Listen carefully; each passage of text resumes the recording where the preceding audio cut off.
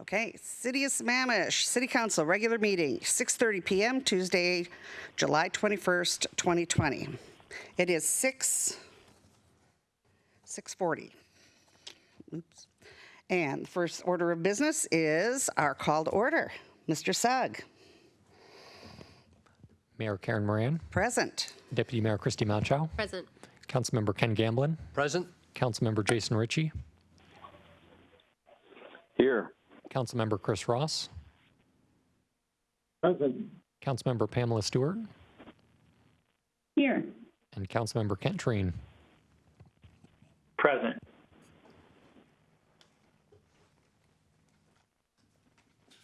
Thank you. Meeting accessibility. Pursuant to the Governor's Emergency Proclamation 20-25, the city is unable to provide an in-person location for the public to listen to the virtual city council meeting this evening. Meetings are still accessible to the public and public comment is able to be submitted. To view live, city website, www.sammamish.us/TV21. City Facebook, www.facebook.com/City of Sammamish WA/. Comcast Channel 21 within Sammamish only. To view later, meeting videos are available the day after the meeting on the city website, www.sammamish.us/TV21, and on YouTube and on Comcast 21 within Sammamish only. Pledge of Allegiance. Well, how about our birthday girl? Would you like to lead us in the pledge? Absolutely. I pledge allegiance to the flag of the United States of America and to the republic for which it stands, one nation, under God, indivisible, with liberty and justice for all.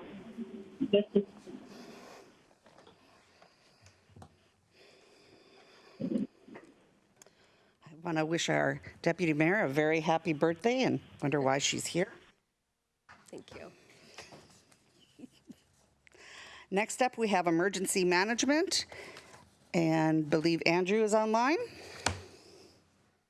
Yes, Mayor. Good evening. My name is Andrew Stevens, Emergency Manager for the City of Sammamish with Eastside Fire and Rescue.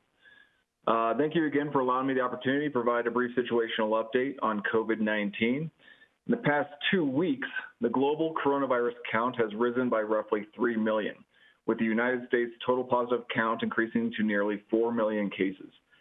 2 weeks ago, I reported that the majority of the states across the nation were again experiencing rapid increases in case counts, hospitalizations, and fatalities. And that unfortunately still holds true today, even in Washington. A recent statewide situation report published by the Washington State Department of Health outlined a grim reality, highlighting the alarming trends statewide in both COVID-19 transmission rates and hospitalization data. Currently, most areas of the state are at extreme risk of negating all of the gains made during the past several months of lockdown. Daily case counts are surpassing any of the state's previous peaks from back in March.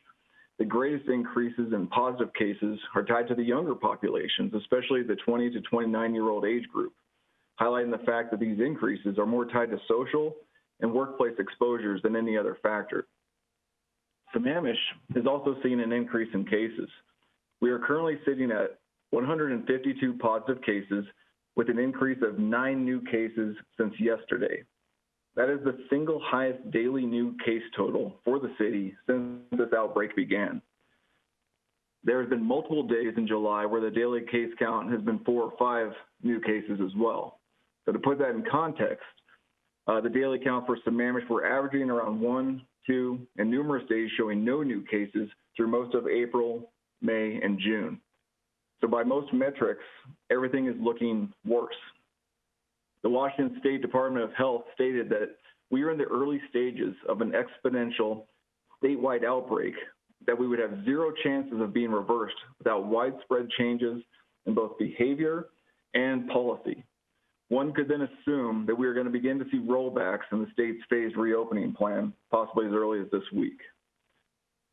Also, in previous city council meetings, I had been asked questions during my report, which, if I could not have provided an answer to then, I responded to council via email following that meeting. So I'd like to address some of those questions now for the public. 2 weeks ago, Councilmember Stewart, you asked a question concerning the enforcement of statewide orders related to COVID-19, such as the mandatory wearing of face coverings. So yes, the orders are enforceable by law under RCW 43-06.2205. However, as stated by the governor himself, he would prefer that compliance with these orders is done more through persuasion and education and not prosecution.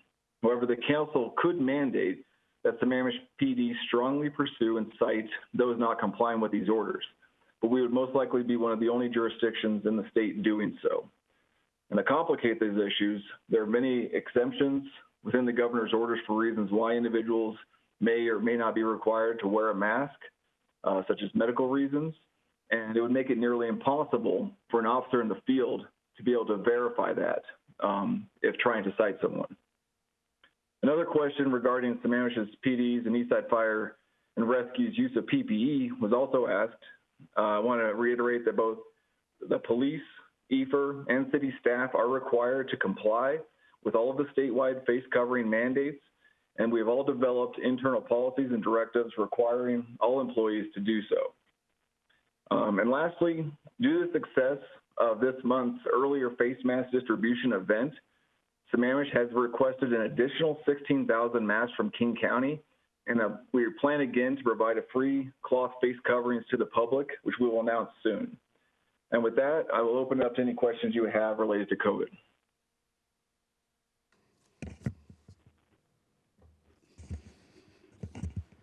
Council, do we have any questions for Andrew?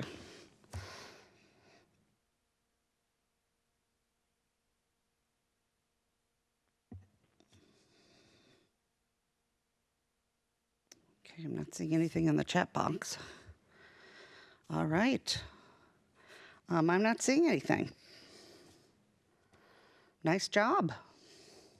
A lot of information. Did you have one? No. Okay. Thank you. A lot of information. Good report. Thank you.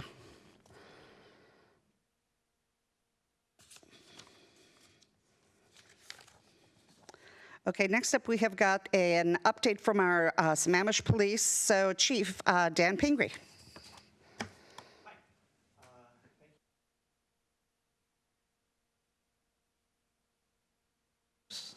Sorry, mic's not on. Just wanted to give an update on the incident that occurred over in the Kalahani area last week. And I just put together a real quick PowerPoint that is, just give some facts, and I'll give a chance for the public to review at some point as well. We will be sending this out to you. Included for you will also be a redacted version of the 911 call from the mother involved. And I do think I didn't want to put that out for the public, but I do think it's important for you to hear and understand. Sometimes people might consider delays, but you can understand why once you've heard that, and also what people are how we're trying to approach. So that will be sent out to you as soon as this is over. The first call was received at 9:36 p.m. Again, once you listen to the 911 call, it took almost 2 minutes to be able to get the information necessary to be able to dispatch, understandably so. Multiple calls were coming in to all of our call receivers regarding a shots fired and a fight in the apartment complex that this occurred at. Ultimately, officers were dispatched at 9:39 p.m. That was about the same time that aid was notified. Our first officer arrived at 9:40 p.m. It was just actually over a minute.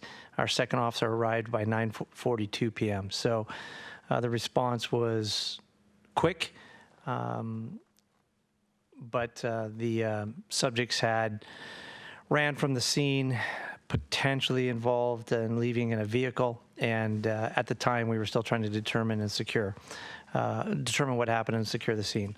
Ultimately, the scene was secured, and aid removed the victim quickly, and he was transported to Harborview, where he succumbed from his wounds. Multiple units were responding, and multiple notifications made. This is a major investigation, so major crimes, TAC units, K9, all hands on deck. So we when these types of incidents happen, immediately incident command was set up. Incident command was begun and a command post set up.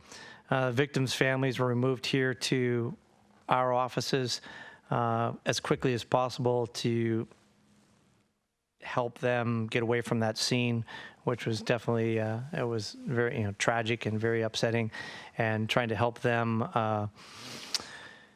in some respects start that road to recovery, but also helping them help us to determine what happened. We did have a KCSO, a King County Sheriff's Office chaplain. There are actually about 13 of them in the Sheriff's Office, and they'll respond on any major incidents for any of us. And so they were there to support the family. We did set up a perimeter to locate suspects. Initially, we were told that there were 2. Ultimately, we identified 1 and recognized that there were 3 suspects involved. Guardian 1 responded, which is our helicopter unit, K9 units. A lot of work done early on identification of witnesses and trying to determine what happened and who was involved. We had over 10 major crimes personnel respond to the scene, plus several sergeants and a major crimes captain to begin the investigation. And 5 set detectives, which are the undercover detectives, along with a couple of their sergeants responding to the scene to, again, begin looking for and trying to identify who our suspects were. And ultimately, multiple command staff and King County Media Relations notified, along with the City of Sammamish Media Relations. We located a vehicle that we believed associated with the crime, secured that immediately for evidence. It was one of those situations where we couldn't positively identify a link, but everybody in their gut knew that it was part of this scenario, and so that was secured properly. We maintained the perimeter almost the entire evening since we knew that we had outstanding suspects. Major crimes responded and took over the investigation. We contacted multiple witnesses and eventually identified 1 suspect. As that scene was being secured and a search warrant requested for that and the vehicle that we seized early in the morning. The next morning, we started receiving 911 calls of subjects asking about a missing vehicle and running around without shoes. They fit the description of the subjects involved in the incident. Perimeter was reestablished and 2 subjects were located and placed into custody, and this occurred fairly quickly. Once the identified suspect was still outstanding, and major crimes detectives interviewed suspects and completed the warrants. I can't say enough how instrumental our community was, using 911, being willing to be involved and calling us in regards to potential suspects running around in the area, and that made all the difference in the world and allowed us to apprehend both subjects that were still in the area. Ultimately, our set detectives set up in Bellevue, where we had the information that the identified subject was living, and ultimately just as they got there, literally that person showed up, and our TAC 30 MAT team, which consists of about 14 people, was setting up to work with them, and the subject literally drove by them and made it easy and quick, but literally in front of Washington State Patrol over there in East and in Bellevue, and he was taken into custody without any further incident. Additional evidence was secured as a result, and there was a total of 4 warrants that were completed. A lot of neighborhood canvassing after the fact, looking for video, additional witnesses, which was instrumental in helping us to file charges. In the end, weapons and clothing were recovered in the search warrant. Multiple witnesses contacted and provided statements, and video recovered. 3 suspects were identified, each one charged with murder at $1 million bail for each subject. We had over 67 commission personnel involved in responding to this incident. So a great example of how the partnership works. The non-commissioned staff and East Side fire units were key during the initial response. The non-commissioned staff is the comm center personnel, and when you listen to this video, the recording, you'll understand why that's so important. And again, the community involvement was key to the apprehension.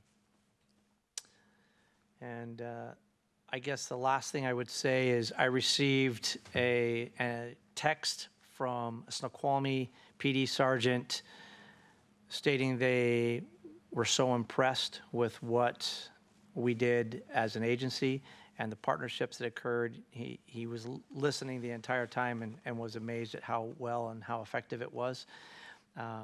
So that was, it's great for the troops to hear, but it ultimately shows the organization and the training, and ultimately led to the successful apprehension of these subjects. And there is a fourth subject who has been identified, and the charges will be filed, if they haven't been, first thing tomorrow. That's it. Any questions? I do have one. Deputy Mayor? Yeah, it's not really a question. I think you were very comprehensive in your report there. It's more of a thank you, both to you as well as everyone involved, from those that were commissioned, non-commissioned, Eastside Fire and Rescue, our communications staff here at the city, the county's PIO. Very much appreciated. I know there was a lot going on, and there were a lot of people involved. The community, I know, is very thankful based on response that I saw, especially knowing that they've all been picked up and are off the street. And I do want to thank the residents too.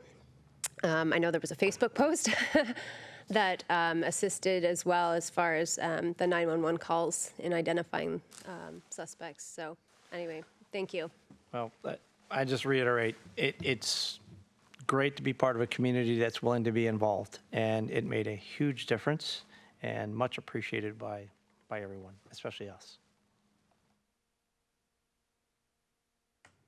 Thank you, Chief. Thank you. Yeah, I can only say ditto. You guys did an excellent job. And I only heard good things, so. Any other comments or questions from council? Okay. I'll just say on behalf of myself, I was very impressed. Both chiefs, Chief Clark and Chief Pingree, reached out to me, which enabled me to help keep the council informed and stay abreast of things all throughout the night. And just an excellent job. Thank you.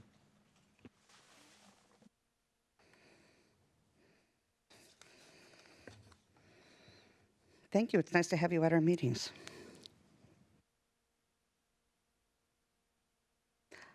Next up is public comment. Pursuant to Governor's Emergency Proclamation 20-25. Madam Mayor, sorry, we need to approve the agenda first. You know, I skip that half the time. Do I hear a motion to approve the agenda? So moved.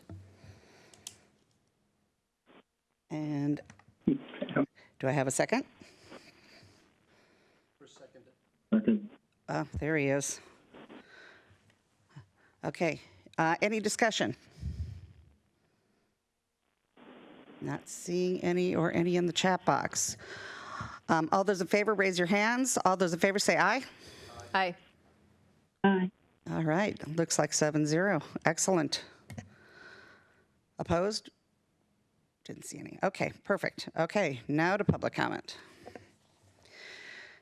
Pursuant to Governor's Emergency Proclamation 20-25, the city is unable to provide an in-person location to the public to listen to the virtual city council meeting this evening. Meetings are still accessible to the public, and public comment is able to be submitted. Written comment. Written public comment will be accepted until 5 p.m. on the day of the meeting. Submit your written comments by email to the city clerk at lhatchie@sammamish.us and the City Council at citycouncil@sammamish.us. A verbal comment. Up to 3 minutes of verbal comment may be provided per person live during the meeting. Call the following number and input the access code when prompted by 6:30 p.m. the day of the meeting. Phone number 1-571-317-3122. Access code 929-348-197. Once you have joined, you will be placed on mute. The meeting operator will unmute you when it's your turn to comment. You will hear an automated voice saying unmuted. When that occurs, then the operator will ask you to begin your comment. Mr. Sugg. Thank you, Mayor. I see that we have 3 people who have called in to provide public comment this evening. I will unmute callers in the order in which they join the meeting. When it is your turn, you will hear an automated voice say unmuted, and then you will have 3 minutes to provide comment. Please start your comment by stating your name and the city you live in for the record. And I will now go ahead and unmute our first caller. Caller number 1, you have 3 minutes. Honorable City Council members and staff, this is Mary Wichter. I've lived in Sammamish for 20 years. I would like to speak with the first 2 slides of the PowerPoint that I emailed in tonight. I think Mike Sugg can display that, or the city clerk. My public comment is related to the consent agenda item number 4 for Burke Consulting Contract for the Growth Management Hearing Board remand and the EIS scoping. The attached or the displayed maps that you see are visual, realistic, and relevant. They are growth alternatives from a consultant in 2014 done for Bozeman, Montana, which is particularly pertinent for our own city to look at. The left map with the large yellow area is what the city of Sammamish has been doing. We've just been filling in vacant lands within the urban growth boundary. It's entitled County Growth because the living units are widely spread, which is also known as sprawl, and just developing the land within its existing zoning. The middle image is entitled Fiscally Efficient, and it uses a center with higher density and is thus able to preserve open space and lands outside and around this center. And it also has the least costs and impacts and generates the highest revenues. The one on the right is entitled Villages, which is similar to the fiscally efficient one in the center, but this has multiple locations with smaller centers available for residents to live, work, shop, play, and move through. The data that's presented in the table and chart offers a direct comparison and contrast of costs and impacts of each style of growth. You'll note in the fiscally efficient, there are only 23,000 new acres, 25 miles of new roads, and that is 3 to 4 times less than what's required for the county growth policy. And the tax revenue is about 4 times the amount. The Villages is about the same acreage-wise, but needs twice as many new roads and doesn't generate as much tax value. As you look at the data, please think about these growth alternatives because there are real consequences. For a sustainable future, the city of Sammamish must not just continue to fill in vacant lands. Next slide, please. This next slide is a highly visual 3-dimensional map showing the taxable market value density per acre. Hopefully the meaning will literally jump out at you. The colors or stacks account for green in the amount of $500,000 to $1 million values per acre. Then the red and orange stacks are about $3.5 to $5 million per acre, and the purple shows up to $30 million per acre tax value. This significant property tax value is achieved not by raising or implementing high taxes, but rather tax revenues increase significantly when multiple units are built and taxed upon the same square footage of land. It provides stable and sustainable income for the city and community. Environmental impacts are greater when more acres are developed, miles of roads are added, less tax revenue is collected per acre when there's less density, and housing and needs are not known or fulfilled in our city of Sammamish yet. So my ask is that when you look at the Burke Consulting Contract and the amendments for the Growth Management Hearing Board, please consider the Enrich and Sustain platform and get the data that we need for housing. Thank you. Thank you.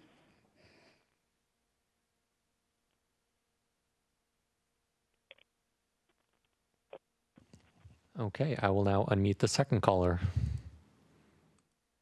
Caller, you have 3 minutes. Hi, my name is Jeff Peterson representing Toll Brothers, and I am just here for the council if any technical questions arise for approval and consideration of the final plat for Windsor Grove. I also wanted to commend council for their support of Chief Pingree and the good work that your department does there in keeping Sammamish a safe and a good place to do business. Thank you. Thank you. Okay, and our last caller, I will unmute them next. Caller, you have 3 minutes. Great. Hi, this is Corey Walters. I'm the executive director for the Issaquah Food and Clothing Bank. And I simply wanted to call in today to thank the City of Sammamish Council and staff for all their support. We couldn't do the important work we're doing today without support from our government and our donors and citizens that live in our community. And I also wanted to just give you a little bit of an update on what we're seeing and kind of what we're forecasting. We are currently with our drive-through and delivery model, we're definitely seeing an increase in clients accessing our services. We're serving more households via delivery program in Sammamish than we ever have before. And I think, as many of you know, back in April, the Issaquah Food Bank committed to serving the entire Sammamish community with our emergency delivery program. So if anyone knows of families or individuals who need food delivery, please refer them to the Issaquah Food and Clothing Bank, and we are here to help. We are anticipating, even though we haven't seen a huge jump in numbers, we're anticipating when the rental moratorium ends and as unemployment checks kind of wane and slow down, that we're going to see a big jump, maybe similar to what we saw during the recession in 2008, 2009. So we're working with our low-income housing communities. We're working with Issaquah Community Services and St. Vincent de Paul in Sammamish and in Issaquah to make sure people have connections and advocacy and support around rental assistance, as well as getting the food and basic needs that they and their family might have. And I just wanted to say thank you to everyone at the City of Sammamish, because you are what makes this possible, and we just really appreciate your support. And it's been a long time since I've shown up at a city council meeting, and I just feel like this state of the world and what's happening, that we should all just feel very connected and want you to know that we're your food bank and we are here for you. Also open to questions or tours or sharing of more information about special programs as necessary. You can visit our website anytime to find my contact information and or to figure out how to access the food bank. So thank you so much. That's all I have. Thank you, Corey. Does anybody have any questions for her? Doesn't look like it. Thank you very much. Okay, and it looks like we have one more caller who just joined the meeting, so I will go ahead and unmute them next. Caller, you have 3 minutes. My apologies. This is Jeff with CamWest. I hung up on accident right after I finished talking there. Sorry about that. No problem.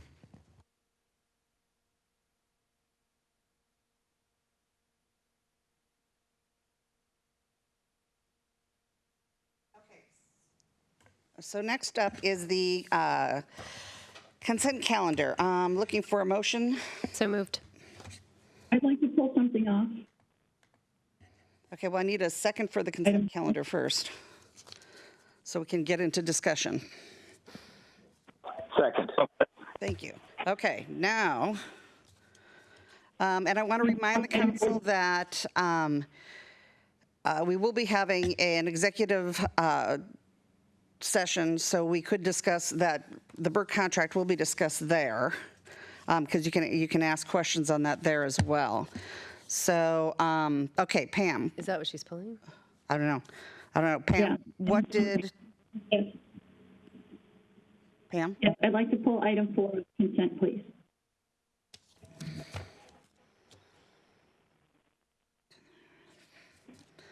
Number 4. Okay. Okay. And anything else?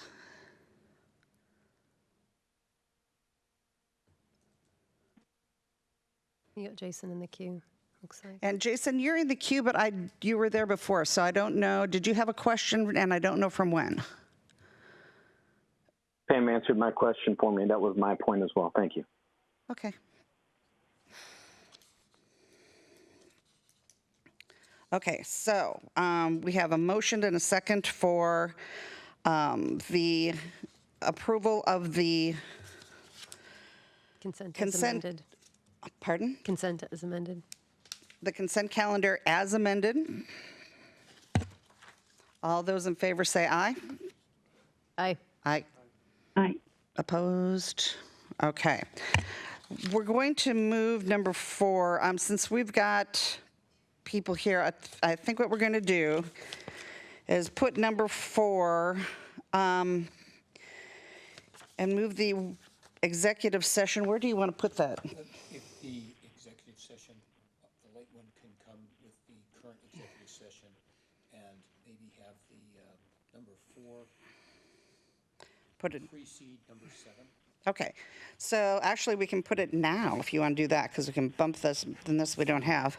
Okay. So I think what we're going to do is we're going to bump the executive session, move the last one, the first one and the last one, and put them together. And we can, that way we don't have to have people stay online till the very end for staff or the attorney. And we can have the executive session now. Does that sound right? All right. And that might help us also then with the Burke stuff, because we can put number 4 then right when we get back. All right. So, council. Remember to sign off here and sign in to executive session, and we will see you there. Executive session, how long? And it would be pursuant to, we've got to read that number. It is executive session pursuant to potential land acquisition pursuant to RCW 42.30.1101B. And what is the other?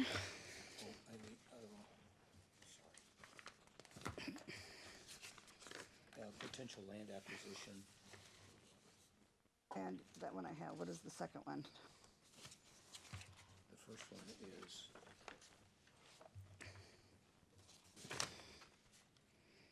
potential litigation.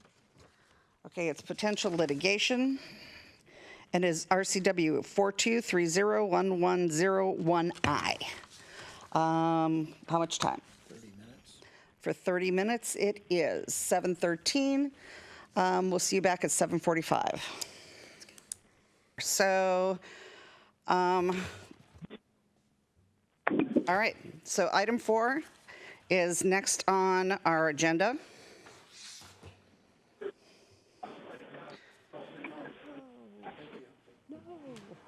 sun.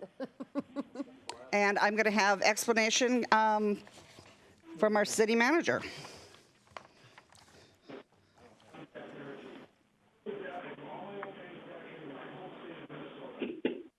Okay, we're going to give him just a second to pull it up.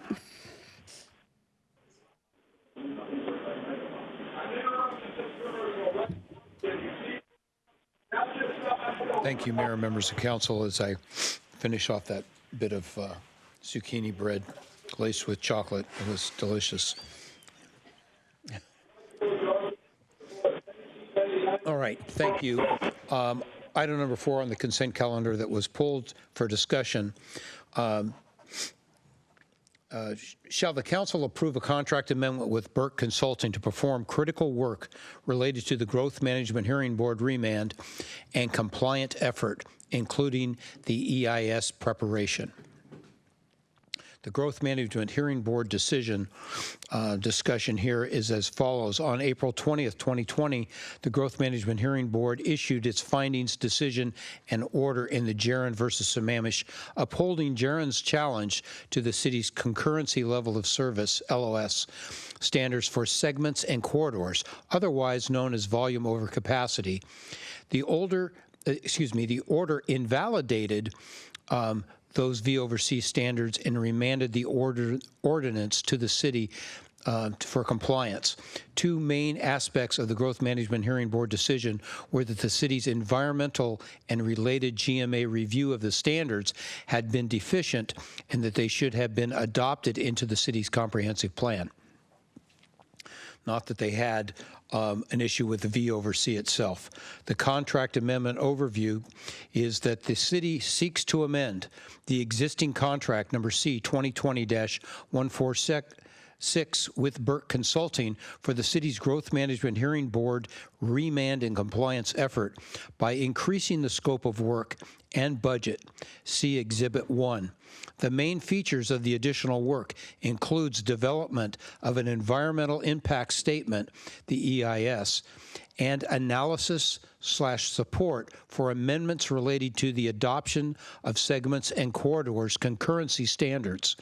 The contract amendment amount is $320,146, which includes a 25% contingency amount, approximately $65,000, and a credit from Phase 1 contract of about $7,790. The 25% contingency amount is reflective of the complex nature of the work to be done and the potential identification of additional issues related to the adoption. The contingency amount will not be accessed unless prior authorization is provided by the city. Burke Consulting provides the necessary expertise in preparing the EIS, as well as expertise in matters related to the Growth Management Act. Burke Consulting has built a consulting team for this effort, which includes Transportation Solutions Incorporated, TSI, and the Watershed Company, TWC, for specialized work in transportation and the environment, respectively. From the start, our approach has been to err on the side of thoroughness in complying with the Growth Management Hearing Board's guidance concerning environmental review and adoption of V over C standards for segments and corridors. For that reason, we determined early on that preparation of an EIS was advisable, even though the city could argue to the Growth Management Hearing Board when reporting on compliance that it was sufficient to use shortcut mechanisms, for example, a mitigated determination of non-significance to avoid an EIS. In keeping with this thoroughness approach, we have a short amount of time assembled. In a short amount of time, we have assembled a strong team for that compliance effort. Key roles are played by Deborah Muckbird and Lisa Gruder of Burke Consulting. Both have their firm They and their firm have an extensive experience in working with cities in environmental review, including EIS preparation, and in comprehensive plan and policy planning. Victor Salman of TSI, who has worked with the city on the concurrency model audit and has substantial experience in transportation planning, will be providing traffic and transportation-related analysis.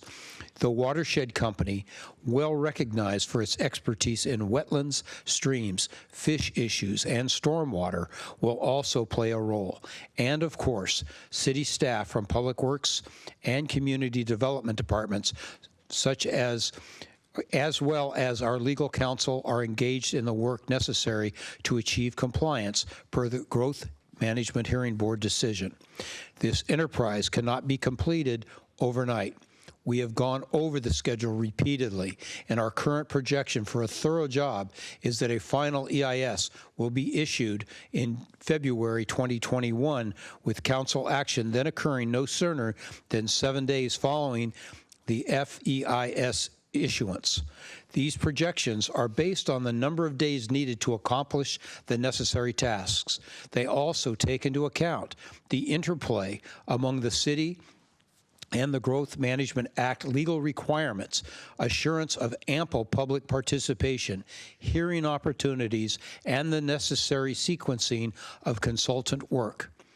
As just one example, certain portions of the EIS and related works, depending on timing and prior completion of traffic analysis and modeling, As a result of such factors, the projected schedule for anticipated final council action takes us past October 30th, 2020, the Growth Management Hearing Board compliance due date, as well as the December 17th, 2020 Growth Management Hearing Board compliance hearing. However, by the time the city should be well on its way towards completion of the compliance process, including the issuance of a draft EIS, DEIS, which should provide substantial assurance to the board that we are committed to compliance. A timeline that would complete all steps by October 30th was considered. However, it would be significantly reduce public participation opportunities and create unworkable expectations for EIS preparation. For example, it would entail preparation of the DEIS in 17 working days, then preparation of the final EIS in 20 working days, regardless of the number, nature, and substance of the public and agency comments on the DEIS. This approach was deemed unworkable by both the consultant experts and city staff. It is also inadvisable because it could lead to shortcomings that would undercut the entire compliance effort, ultimately resulting in yet another remand by the Growth Management Hearing Board. Again, it is anticipated that the Growth Management Hearing Board will ultimately support the city's decision to complete the compliance process in an orderly and thorough way.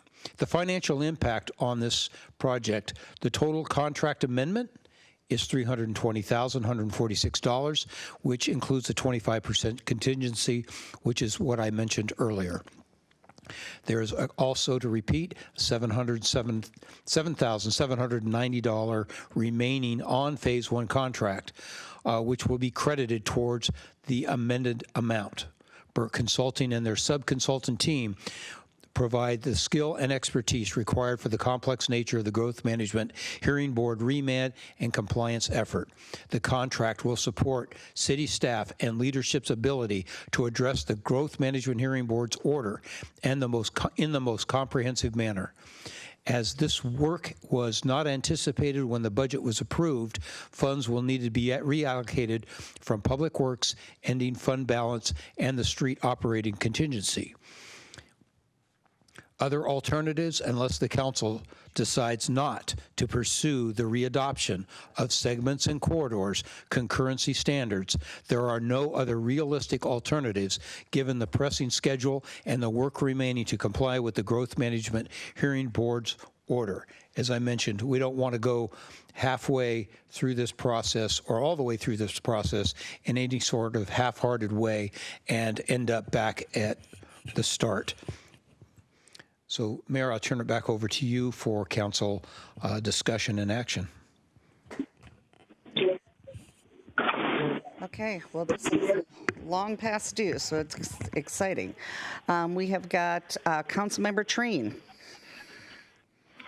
I make a motion that we approve a contract amendment with Burke Consultant to perform critical work related to the Growth Management Hearings Board remand and compliance effort, including an EIS preparation. Second. Second. Okay, we have a first and a second. Any discussion?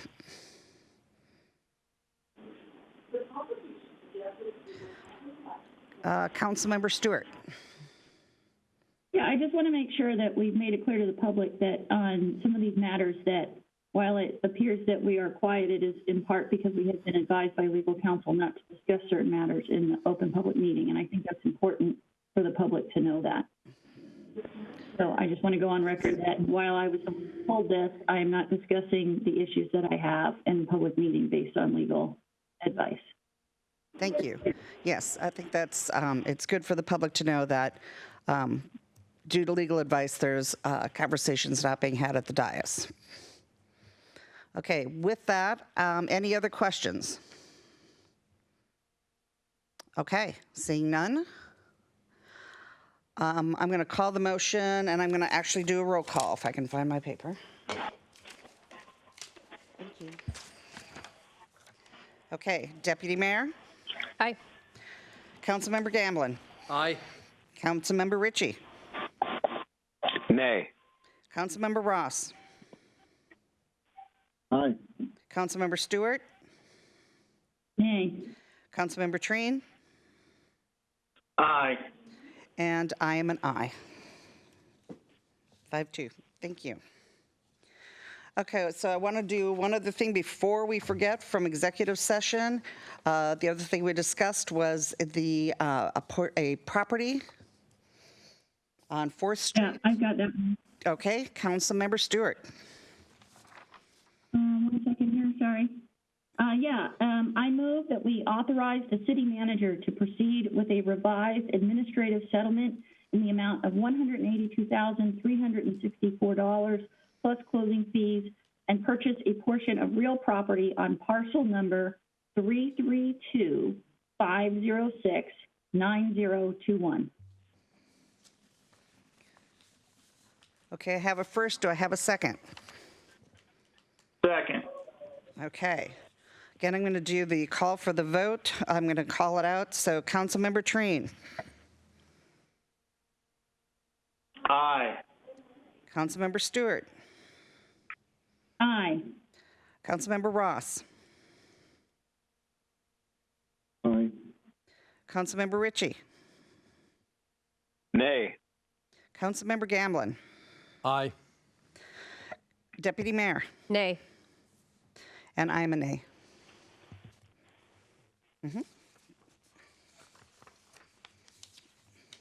That was a 4-3 vote. Okay, next up we have unfinished business.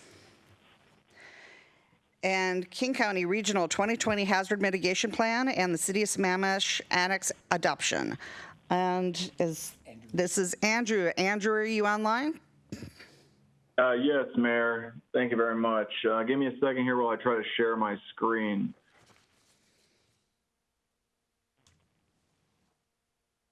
All right. Are you seeing the slide? Yes. Yes, we are. Okay, one. All right, thank you, Council. So this evening, what's before you is the adoption of the 2020 Regional Hazard Mitigation Plan that King County produced over the last year, as well as the annex, the City of Sammamish annex to that plan.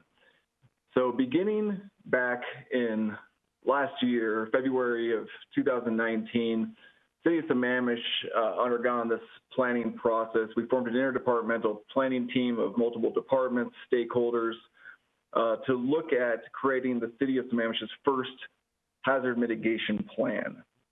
Let me advance the slide.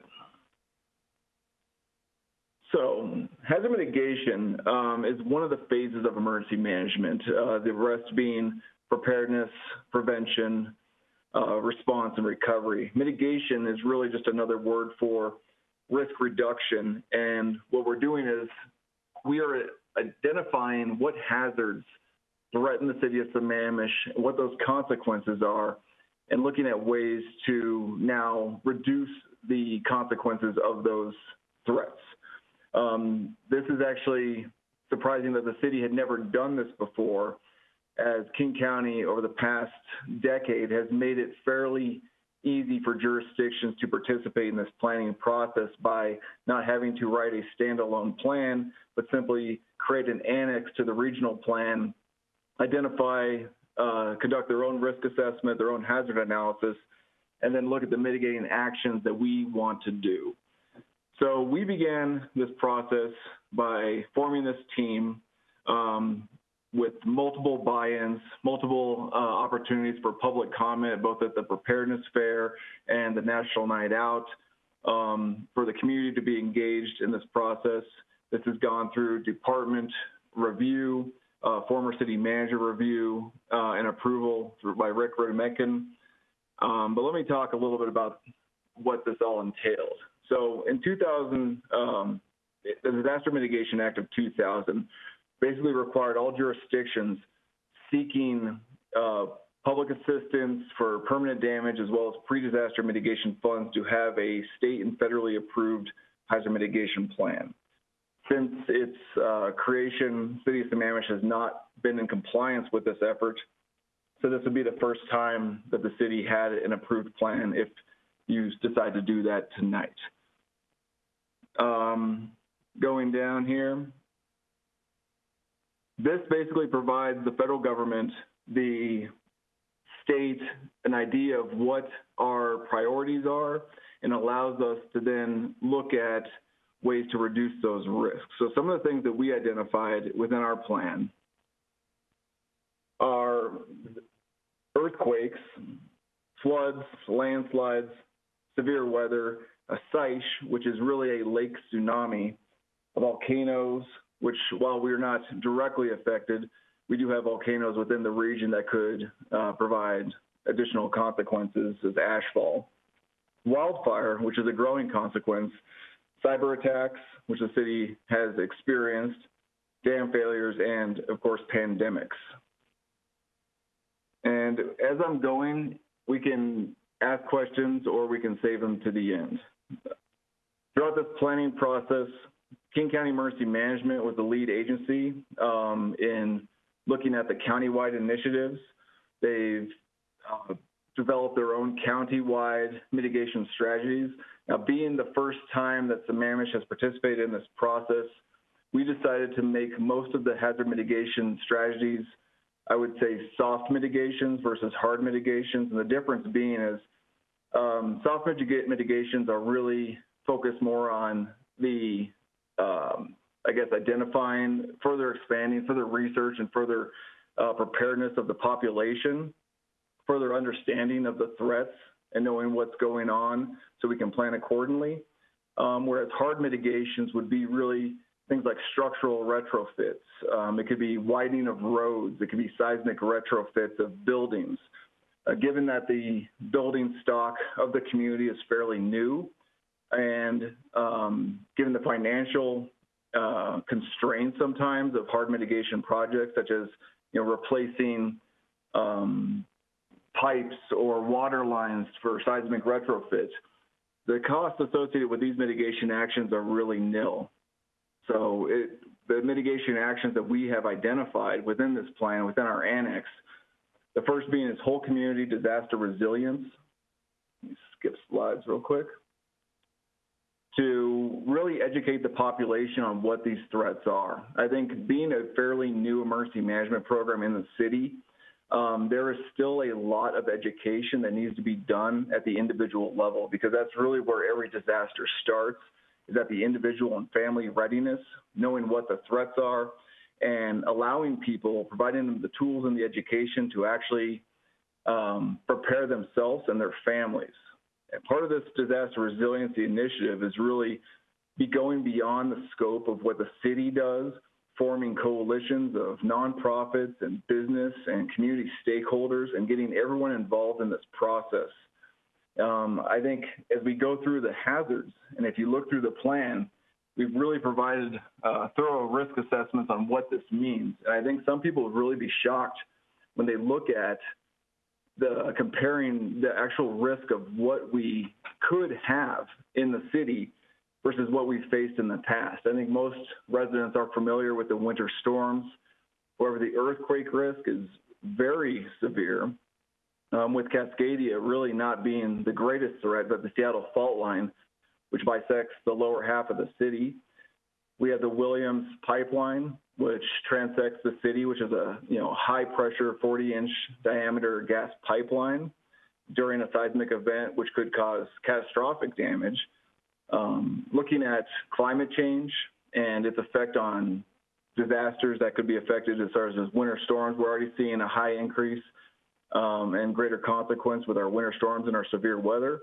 But as the climate warms and we have greater wildfire risk, it's understanding that Sammamish is very vulnerable with our tree density, with our evacuation constraints. The other initiatives that we identified as strategies were focusing on cybersecurity. Now, when we were writing this plan, cybersecurity was definitely a hot button topic. The city had just experienced a fairly robust cyber attack, which crippled our infrastructure and threatened our continuity of operations and continuity of government. So making sure that the IT and our staff and our departments have the right support to ensure continuity of operations through proper cybersecurity, proper end user training, and, I guess the advancement of some of the infrastructure that we've identified that could fail and was old. And then lastly, as transportation has definitely been a topic of conversation in most city council meetings and most policy level decisions, all hazard and transportation planning is very important to disaster resiliency.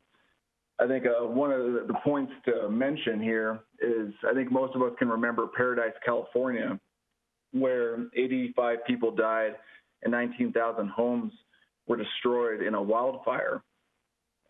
They did a survey of 5,000 like communities across the nation of similar size and characteristics and compared that same wildfire risk. Now, Sammamish was not part of that assessment because we were bigger than the target audience. However, egress capability and evacuation capability was one of the key factors in determining the success and the failures of Paradise or any of these other jurisdictions. Paradise had 6 evacuation routes out of the city, and they averaged about 1,800 households per evacuation route. City of Sammamish averages 3,165 households per route off the plateau. And in a wildfire, depending on where that situation was, that would, you could possibly cut those evacuation routes in half, whether it be in the north or the south. And Paradise by itself was one of the highest ratios of households to evacuation routes studied within that 5,000 communities. So Sammamish nearly doubles that. So something to consider. And with hazard mitigation plans, I think the biggest thing to think about is the incorporation and how it works with all of the other initiatives that the city is doing. It's not yes, it does create strategies, it does create actions, it does create avenues for funding.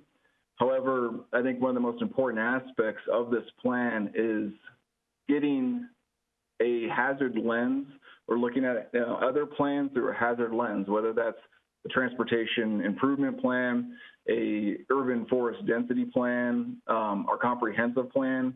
It's looking at both the positives of some of these situations and also some of the risks associated with it. Going back to transportation planning, this would allow us now, as we go through these strategies and we look at evacuation routes, if we look at, city zoning or codes, it allows us to, identify risks within that process and then create mitigations around that. So tonight, what I'm really asking you to do is approve the King County plan, which is already finalized, has been approved by state, has been approved by FEMA, and jurisdictions across the county have been asked to adopt this as the final step in this process. And the City of Sammamish Annex accompanies that as well. So we would adopt this, we would approve it, and then 5 years later, we would begin this process again.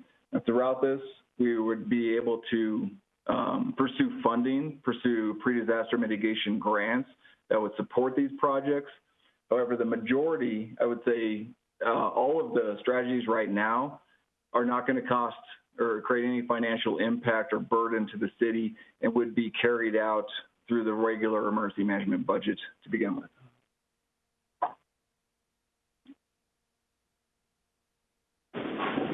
Happy to answer any questions.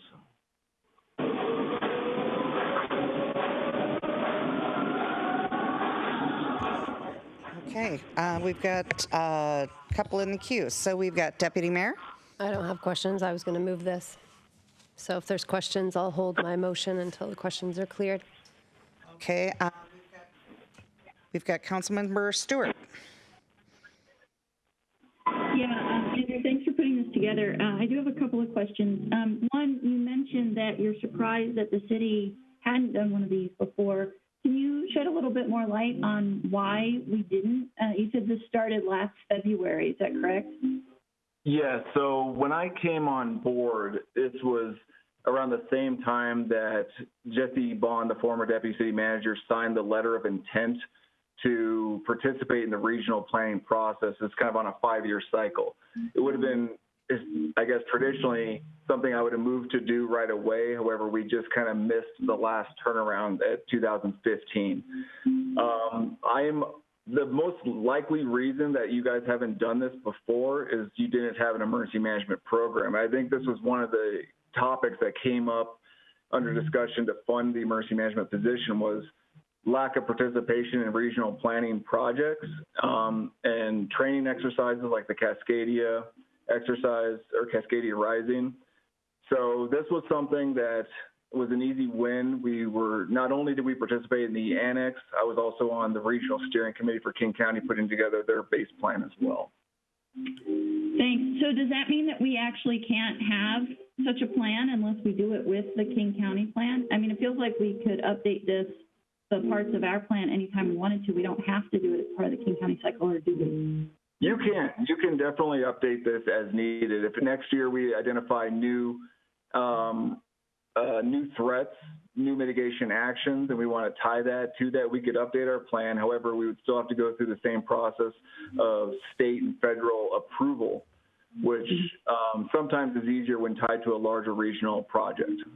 Okay. Couple other questions. One of the mitigation strategies that you talk about is a transportation master plan, and you brought up the transportation planning. So it sounds like from a public safety perspective, it's really critical that we get our transportation master plan completed. It could, well, I think what I referenced to is including the threat perspective and the hazard perspective within a transportation master plan. So whether that is looking at... We don't have one at all, so we're not including anything in it.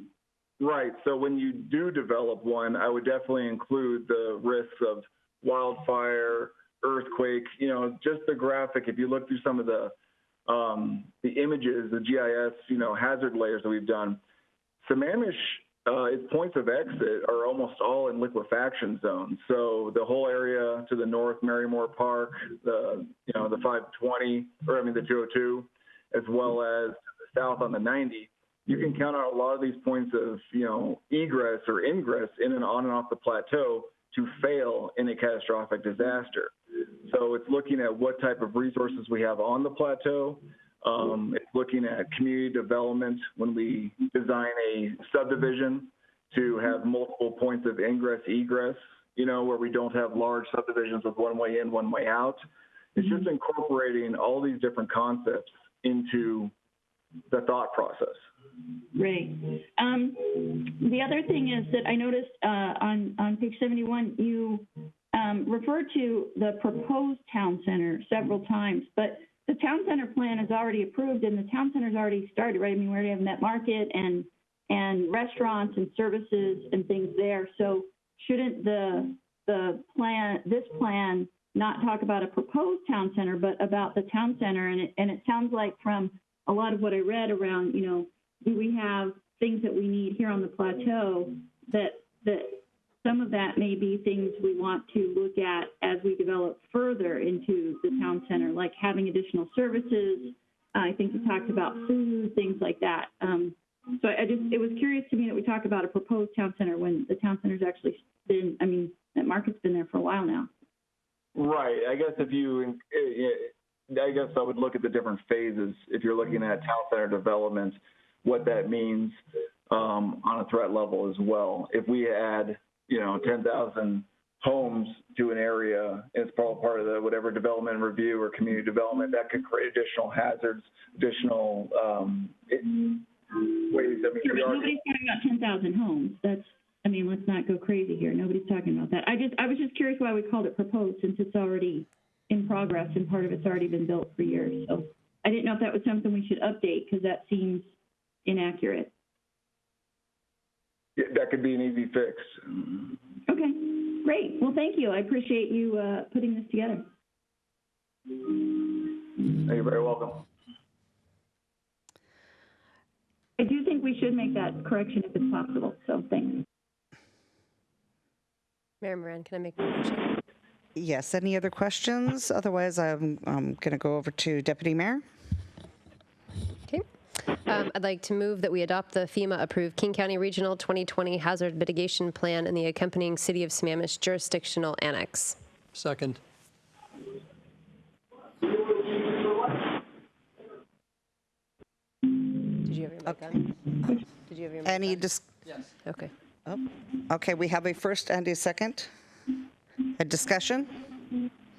Councilmember Stewart. Do I need to make an amendment, or can we just say that that would include removing the term proposed from page 71? I think it's fine if Andrew's, I mean, if you want to make an amendment, but I think it's fine if we just have it. I'd rather not. Okay, yeah, she thinks she's figured Andrew's already got that information. Okay, Perfect. Thank you. okay. Any other questions? All right, seeing none. All those in favor say aye. Aye. Aye. Aye. Opposed? All right, seeing none. That would be a 7-0 vote.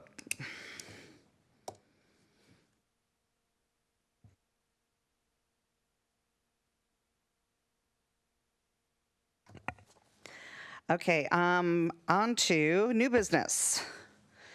First up, we have a draft of the ADA transition plan. Mr. Sugg. Thank you, and good evening, Madam Mayor, Council, and Mr. City Manager. My name is Mike Sugg. I am the Senior Management Analyst here at the City, and I am joined tonight by Jed Ireland, our Senior Project Engineer, as well as our project consultants, Ryan Peterson and Bob Sisko from Transpo Group. So the ADA Transition Plan project kicked off about 2 years ago, and we are pleased to present the draft plan to you this evening for discussion. The Americans with Disabilities Act, or ADA, is a law that prohibits discrimination against those with disabilities. Title II of the Act requires that we have a plan for providing equal access to our facilities, programs, and services. So that's what we're aiming to achieve through this work. The draft plan has been a significant effort to develop and included broad public outreach, an incredible amount of data collection, and a thorough process for prioritizing and estimating the cost of the identified issues. The result is a draft schedule describing the timeline and investment needed to transition into compliance with the ADA in our public right-of-ways, parks, and city-operated facilities. The draft plan is included in your packet this evening, and the agenda bill provides a high-level summary of the plan with associated page numbers. There is no council action required tonight. This is simply an opportunity to learn about the project and ask questions. However, any feedback the council has at this point is, of course, welcome. The next required step in this process is to post the draft plan on the city's website for public comment, which will take about a month or so. We'll then come back to the council later this year for further review, which will include any of those public comments that were received during that period. With that brief introduction, I will hand it off to our consultant for the presentation, which helps provide a better understanding of the draft plan. Ryan, are you on the line, and are you able to share your screen? Yeah, I am. Let me share it real quick.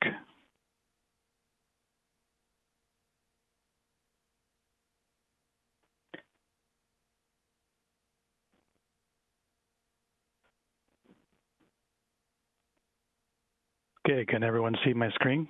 Yes, we can. Okay. Well, thanks, Mike. Again, I'm Ryan Peterson with the Transpo Group. I'm, grateful to be here tonight. Glad for the invite to come and present this work. It's been, as Mike said, it's been a long process and culmination of a lot of work. So we're excited to present this. Just a little bit about the presentation.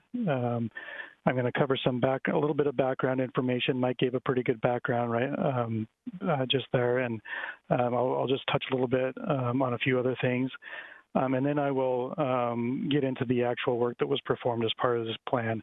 The main task of the transition plan project was a self-evaluation, which is the data collection that Mike mentioned. We also had a very robust stakeholder outreach program. And then the implementation plan and transition schedule is kind of the meat of the transition plan. So first of all, a little bit about the timeline and the project team. The project initiated back in 2018. Our contract with the city was finalized in late summer of 2018. Additional team members on the consultant side included Endelman and Associates, which is an architectural firm in Seattle that specializes in ADA accessibility in buildings. We also had IDAX on the team, which was a third-party vendor, a data collection vendor, who helped with the self-evaluation. And then we had Accutanza STS on board to help us with public outreach. A couple of the major milestones was we completed the self-evaluation back in June of 2019, and we just completed the draft plan just here last month. As Mike mentioned, the need for the project is that it's required by the Americans with Disabilities Act. Cities and other government agencies are required to have a plan if they're over the threshold of 50 employees, which Sammamish is definitely over that threshold. The ADA also includes specific requirements for an ADA transition plan, and those are listed there on the left of the screen. The first one is to identify physical obstacles in the public entities' facilities that limit accessibility. That's what we refer to as a self-evaluation or a self-assessment. The next is to describe in detail the methods that will be used to make the facilities accessible. So what are the funding mechanisms, what are the design processes, construction methods, and that type of thing that the city will use. Next is to specify a schedule for taking those necessary steps to achieve compliance. And if that's longer than 1 year, you're required to identify the steps that will be taken during each year. And then finally indicate the official responsible for implementation of the plan, and that's what's commonly referred to as the ADA coordinator in an agency. So I'm going to be referring back to this slide throughout the presentation because we really structured this effort on these 4 requirements. And so first of all, the self-assessment, identifying the physical obstacles in the city's facilities. So the scope of the project included a physical assessment of facilities within the public right-of-way that were applicable to ADA. And basically what that means, boiled down is the pedestrian network in the city. So all the sidewalks, curb ramps, crosswalks, signal push buttons, anything that connected a pedestrian to the public right-of-way. This assessment was fairly detailed. Our list of attributes we collect for each of these facilities includes every requirement in the 2010 ADA standards and the draft public right-of-way accessibility guidelines that the U.S. Access Board has produced. So it's a very detailed assessment and provides a lot of information. We also inventoried public buildings. And this included any building that had public access. So, City Hall, the Aquatic Center, fire stations, that type of thing. And the assessment of the public buildings was a little bit different than the public right-of-way in that we only recorded specific barriers that we found within these facilities. We did that just because of the nature of the facility that we were inventorying. There wasn't a good way to represent that facility as a whole like you can with public right-of-way in terms of sidewalk segments and curb ramps and that type of thing. And so the inventory of the buildings was listing or recording those specific barriers that we found. We also inventoried the city parks as well. And the city parks assessment was divided into horizontal elements and vertical elements. So the horizontal elements were things like pathways and the parking lots, and vertical elements were the structures and main facilities in the parks, so playgrounds and ball field dugouts, picnic shelters, that type of thing. There was a couple specific tools that we used for this data collection. For the public right-of-ways, we utilized GIS, Geographic Information Systems. You're probably familiar with that term.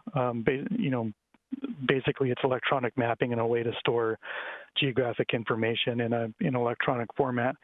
And so all of our data is consistent with the city's GIS standards and protocols. And so the information that we collected can be pretty seamlessly integrated with the city's existing GIS system. There's quite a few benefits to using GIS in an exercise like this.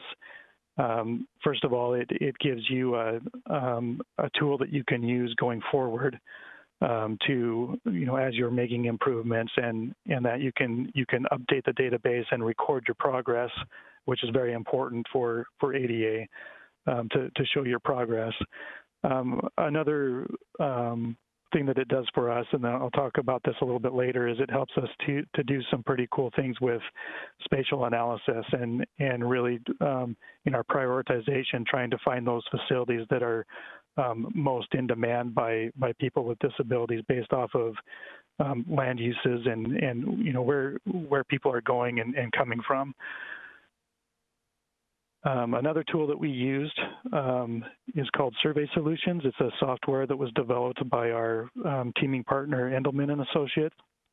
Like I said, they're a specialty architecture firm in Seattle that does a lot of ADA assessments for buildings, and they developed a software that they use to do that. And as part of this project, the city has a lifetime license to that software, and the data can also be exported into a table format via Excel or CSV. So you can link that data to other data sources that you might have in the city, your work order software or your GIS and that type of thing. So the results of the self-evaluation, this slide shows the results for a few of the features in the public right-of-way.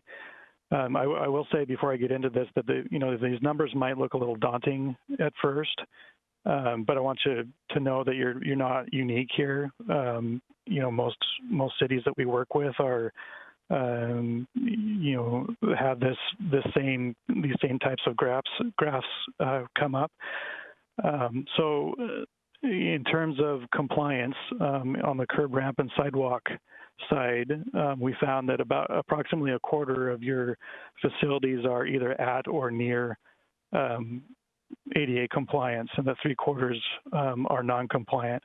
Now that non-compliance could be, all that means is that we identified a barrier, some type of barrier on that facility. So that could be,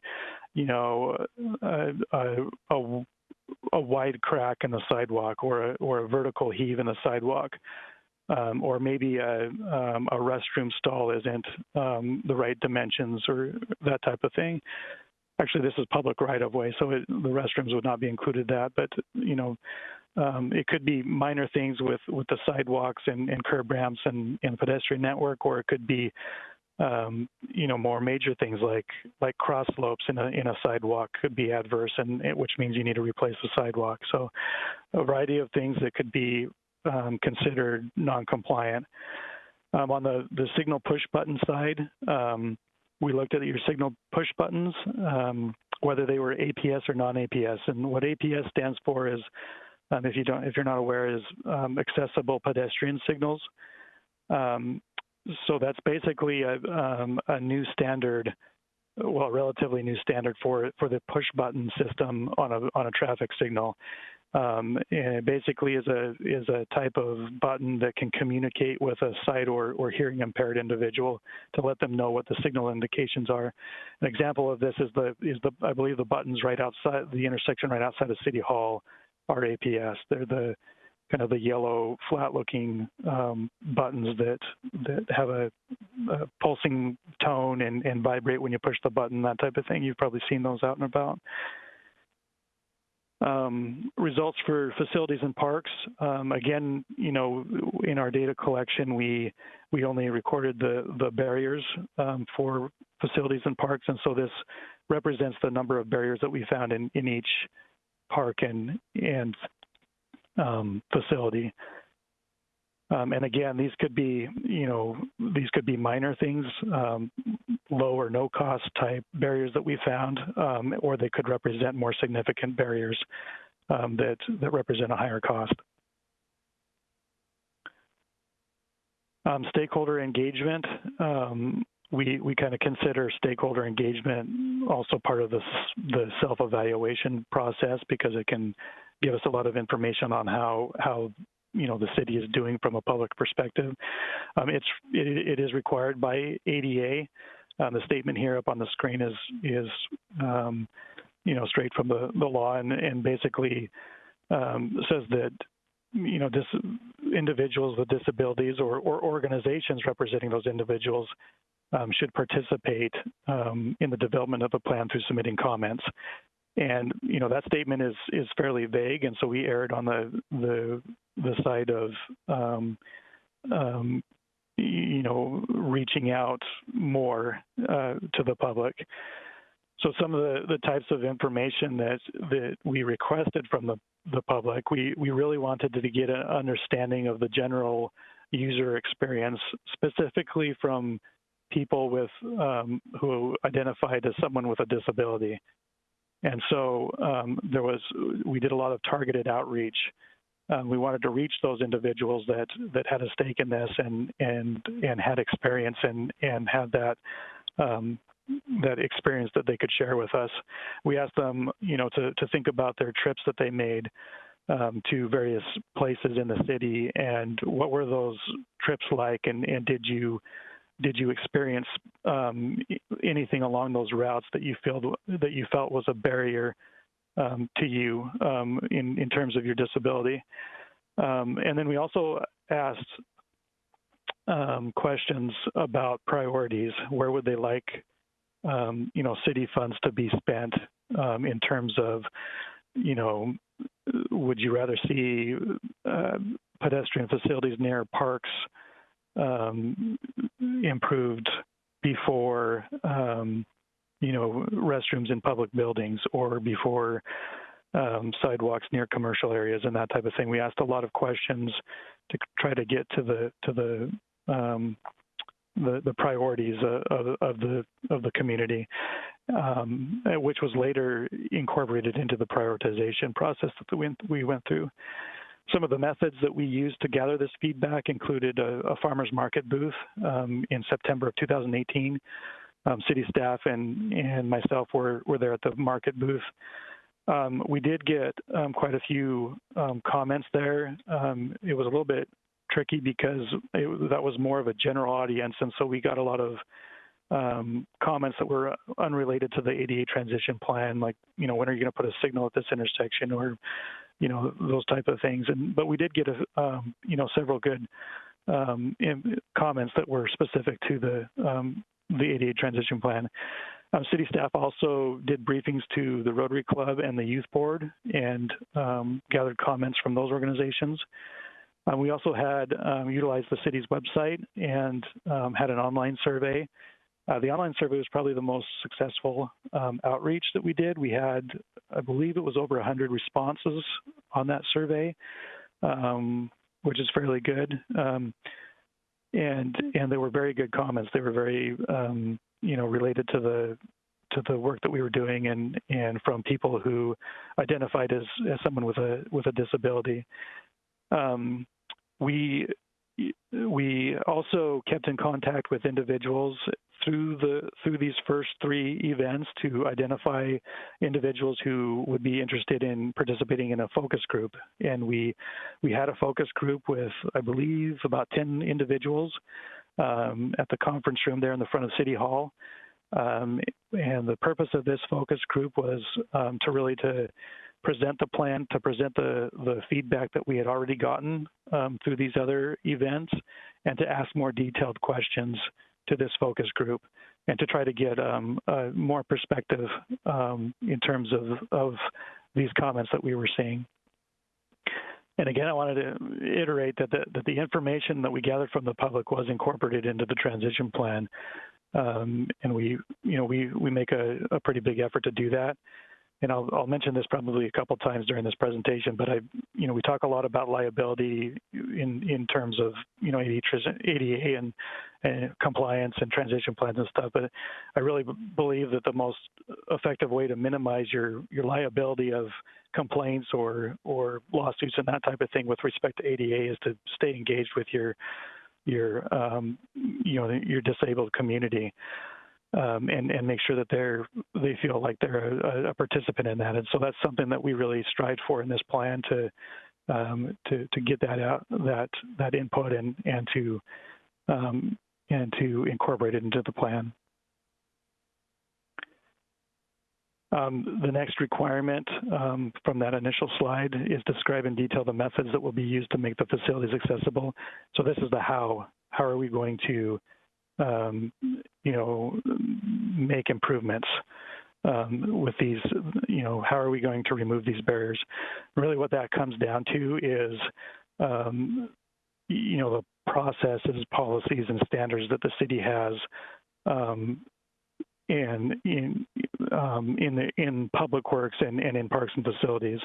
And so part of our scope was to do a review of the existing policies, procedures, and standards of the city. And that included things like the comprehensive plan, the public works standards, the standard details, that type of thing. And then also we looked at the existing funding programs and the capital improvement plan, looking at how you remove barriers currently and the amount of funds that are currently going to barrier removal. So out of that review, we have come up with a few recommendations. The first one there is to update the city design standards to match ADA standards. Overall, your city standards were pretty solid as far as meeting ADA. We did have a few minor recommendations, just some clarifications and adjustments for construction tolerances and things like that. But overall, your city design standards are pretty consistent with the ADA standards. The second recommendation we have is to adopt a citywide APS policy. Again, APS is that accessible pedestrian signal, the push buttons. Those are a relatively new requirement, and it's a little bit vague on when a city is required to upgrade to APS, and so we have recommended a citywide, a specific policy on what work triggers an upgrade to APS push buttons. The third bullet there is to educate staff, consultants, and contractors on ADA standards. This really gets to, the construction of new facilities. We want those new facilities to be compliant from day one.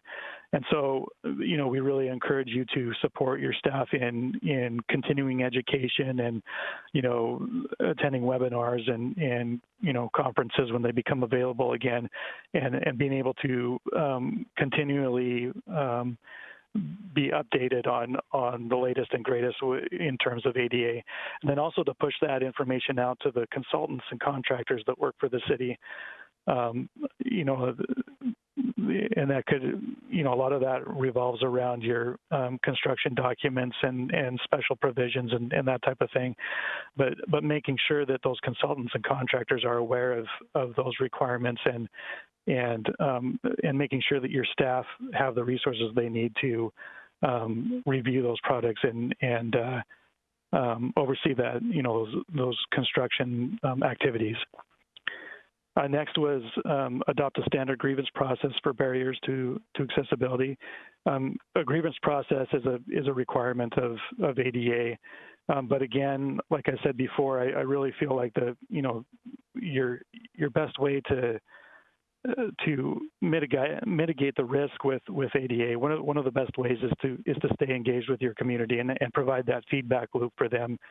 If somebody is having an issue with a sidewalk or with a bathroom stall, you really need to have that ADA specific feedback loop that they can voice that concern and have that interaction with the city.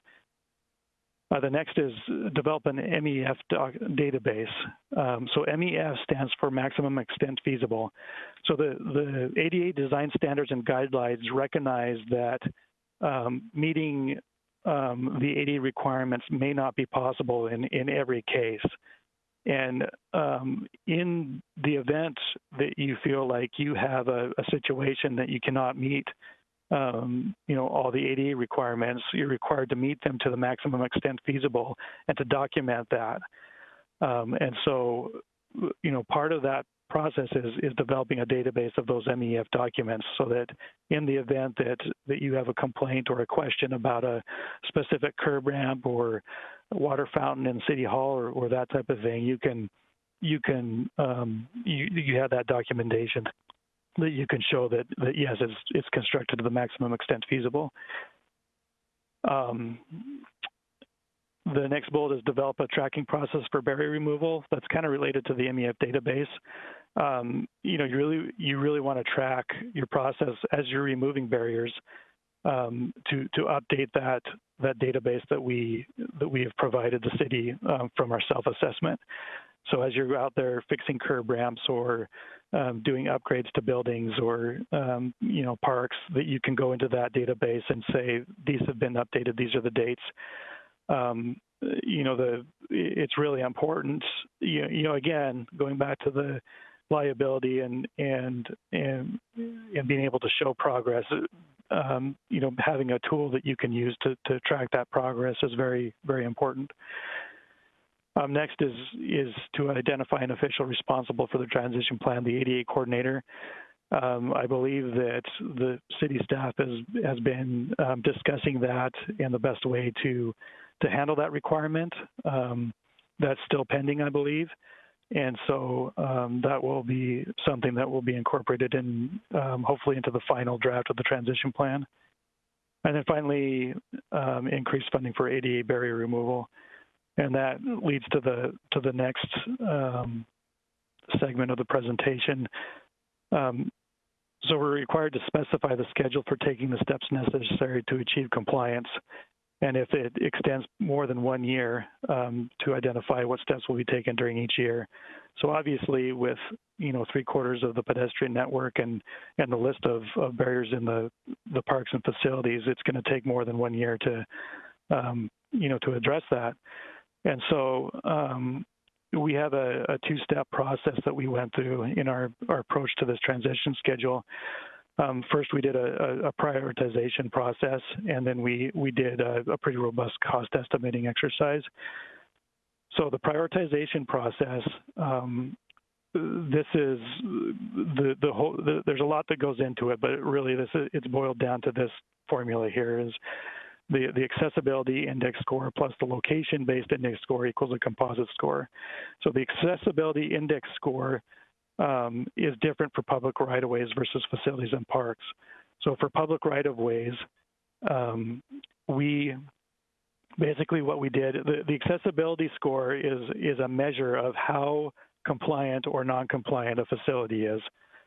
So for each facility, we collected a list of attributes that were tied to a specific ADA requirement. For every attribute that facility was non-compliant in, we assigned a number of points to it. So for example, here on the screen, we have curb ramps. And if you look at I hope you can see that it's kind of small, but for ramp cross slope issues, we have two different scores. If it's over, if it was over 3%, which is a fairly steep slope compared to the required 2%, then we assign 30 points. But if it was between 2 to 3%, it scored 20 points. And so for each of these attributes that we collected, we assigned a potential score to it. And so as the more ADA requirements that the facility didn't meet, the higher the score was. So the higher accessibility score, the more non-compliant the facility was. For buildings and parks, it was a little bit different.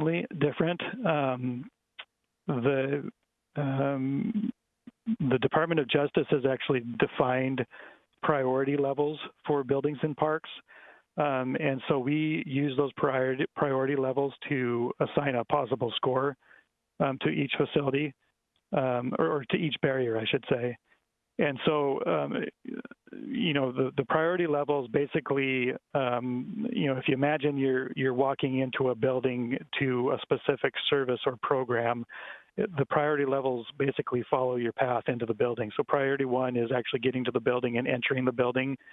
Any barriers associated with that activity would be priority 1 and score 30. Priority 2 is the pathways within the building. Priority 3 is restrooms in the building, and then priority 4 is the actual destination there. So you're, for example, City Hall, as you come into the door, you're at priority 1. The hallway from the front door to the customer service desk is a priority 2. The restrooms in City Hall would be priority 3, and the actual desk there at customer service would be a priority 4.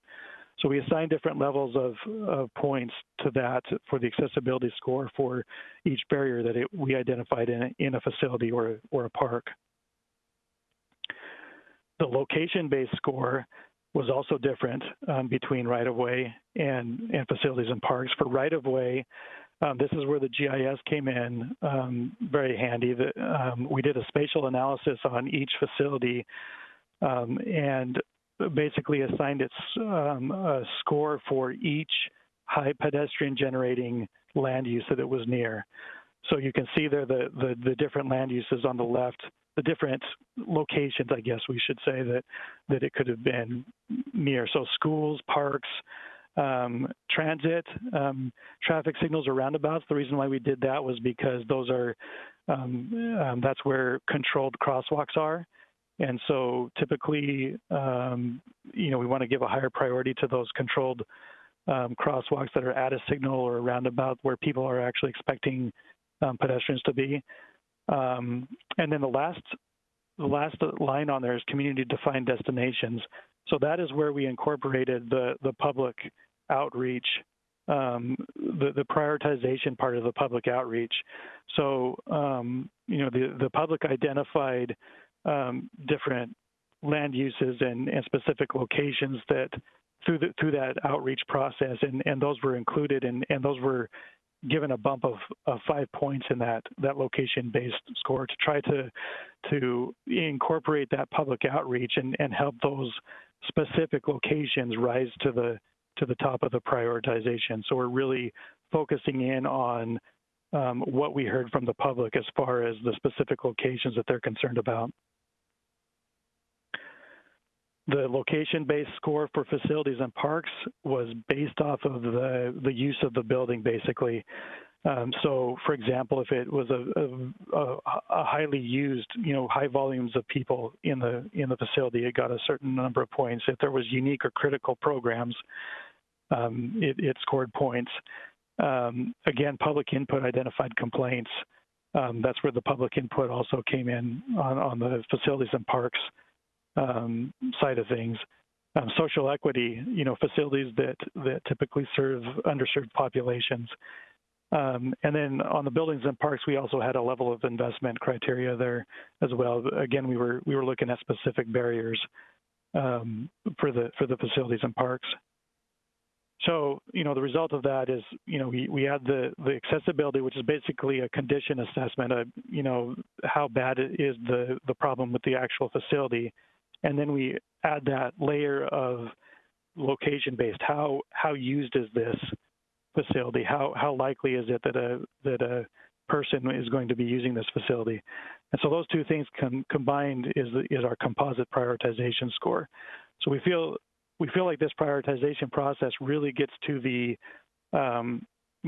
top priorities and that are really focused on the places, the major barriers that really need to be removed as soon as possible in the areas where people are really likely to use them. So next, we went into a cost estimating process. A couple things before I show you those numbers I want to make sure that you're aware of is, first of all, this was a network level cost estimate, especially for right-of-way. This was not a project-specific cost estimate. We didn't go to each, curb ramp and sidewalk and say, it's going to cost this much to fix these specific things. We basically looked at the barriers that were on there, assigned a solution to them with an associated cost, and then we applied that across the network through our GIS analysis. So it's a very high level cost estimate, and it's fairly conservative, I think. For facilities and parks, the estimate was project specific. Again, that goes back to how we inventoried that, where we came up, we were looking at specific barriers, and as the person inventorying those barriers identified those barriers, they also identified a solution, and then during post-processing, they assigned a cost to that. So it's a similar process, but not really the same between facilities and parks and right-of-way. Another thing to realize is that we utilize current 2019 bid prices. We worked with city staff to pull the most recent bid tabs from recent projects that had been bid in the city, and we used those costs. And then also, another important thing to note is that these cost estimates do not account for MEF situations. If you remember, the MEF stands for maximum extent feasible. And so, there may be situations out there where there's a barrier, but there's no way to fix it. There's without substantial costs. So, for example, there's a lot of hills in Sammamish. And it may not be possible to get a curb ramp to meet the 8.3% grade that ADA requires because of the topography of the roadway. Well, ADA does not require you to go and take out the entire hill and make all your roadways flat. You can document that as a maximum extent feasible situation. So there's probably many situations that we've inventoried and assigned a cost to that may not that may be weeded out through implementation and through the MEF process. So just another thing to consider. So the results of the cost estimating procedure is listed there below for each group of facilities. So for public right-of-way, the total was about $173 million. Parks was $4.5 million, and facilities was $390,000. Now, again, I want to say that these numbers may look daunting, but you're not unique in this situation. Many public agencies are in the same situation. And I also want to point out that specifically with that public right-of-way number, that represents the cost to eliminate every single barrier on your pedestrian network. So that would be every crack that's more than half an inch, every bush that protrudes into the sidewalk, every curb ramp that might be a 2.1% slope rather than a 2% slope. So the number might look daunting, but take that into consideration that represents the total cost for complete barrier removal. So that's that's impractical. Not only for the cost reason, but you're probably never going to get to the point where every crack that is less than a half an inch wide and every barrier is removed. So how does the city tackle this? How do you eat this elephant? So what we've recommended is that the city focuses on the very high priorities first in the public right-of-way. And what that means is an investment of about $40 million. Now that, we're talking about a transition schedule over many years. And so, and that number also does not include what you're currently investing in barrier removal also, and I'll get to that in a little bit. But you really need to look at this as an asset management program, similar to what you do with your pavements, your pavement overlays and pavement management system. It's a program that needs to be occurring on a yearly basis and really, focusing on addressing those very high priorities.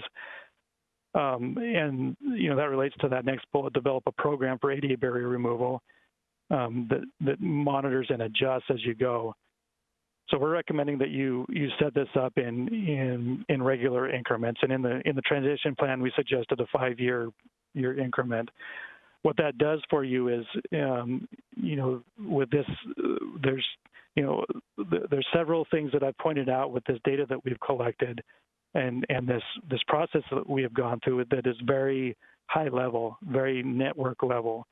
And so what that initial 5-year program can do for you is kind of bring that network level cost estimate and data collection process down to the ground and really ground truth it and say, is it really going to, based on actual projects, how does this compare to our network level cost estimate?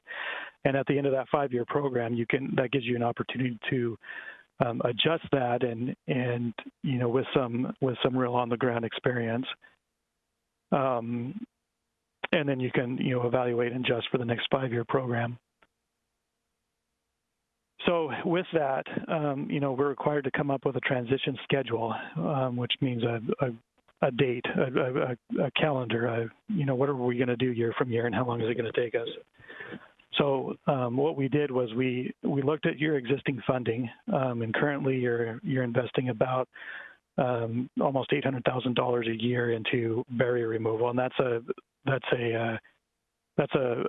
estimate. Most of these programs, the scope of the program is not related to ADA. It's just that as for example, your street overlay program, as you do street overlays, you're required to upgrade ramps as you go. And so it's not the specific scope of the program, but there is significant investment in ADA facilities with these different programs. And so overall, you're on average you're hitting about $700,000 to $800,000 a year in that investment. The table at the bottom there represents different transition durations, different transition schedules, if you will, and what the additional annual investment would be to meet those timelines, to remove the very high and high priority barriers. So, if you wanted to remove those barriers in 15 years, you would need an additional annual investment of $2 million.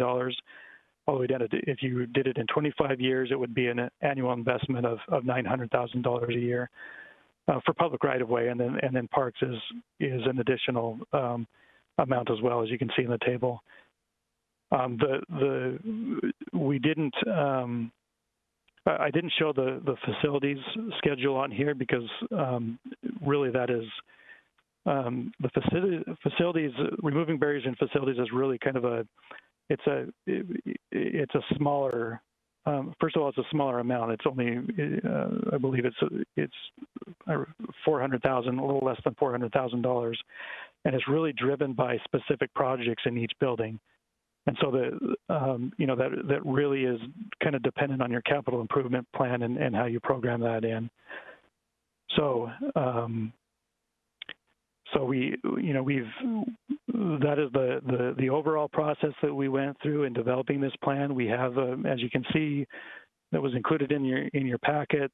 We've developed an actual document that documents this process and the recommendations that we have and the prioritization process, cost estimating, and so that's the work that we've done, and I can take any questions if you have them, which I'm sure you probably do. Well, that was an incredible lot of work, so thank you very much.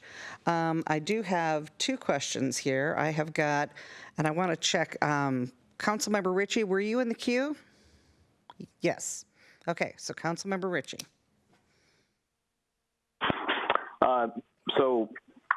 Sorry, the consultant's name I didn't catch. I apologize.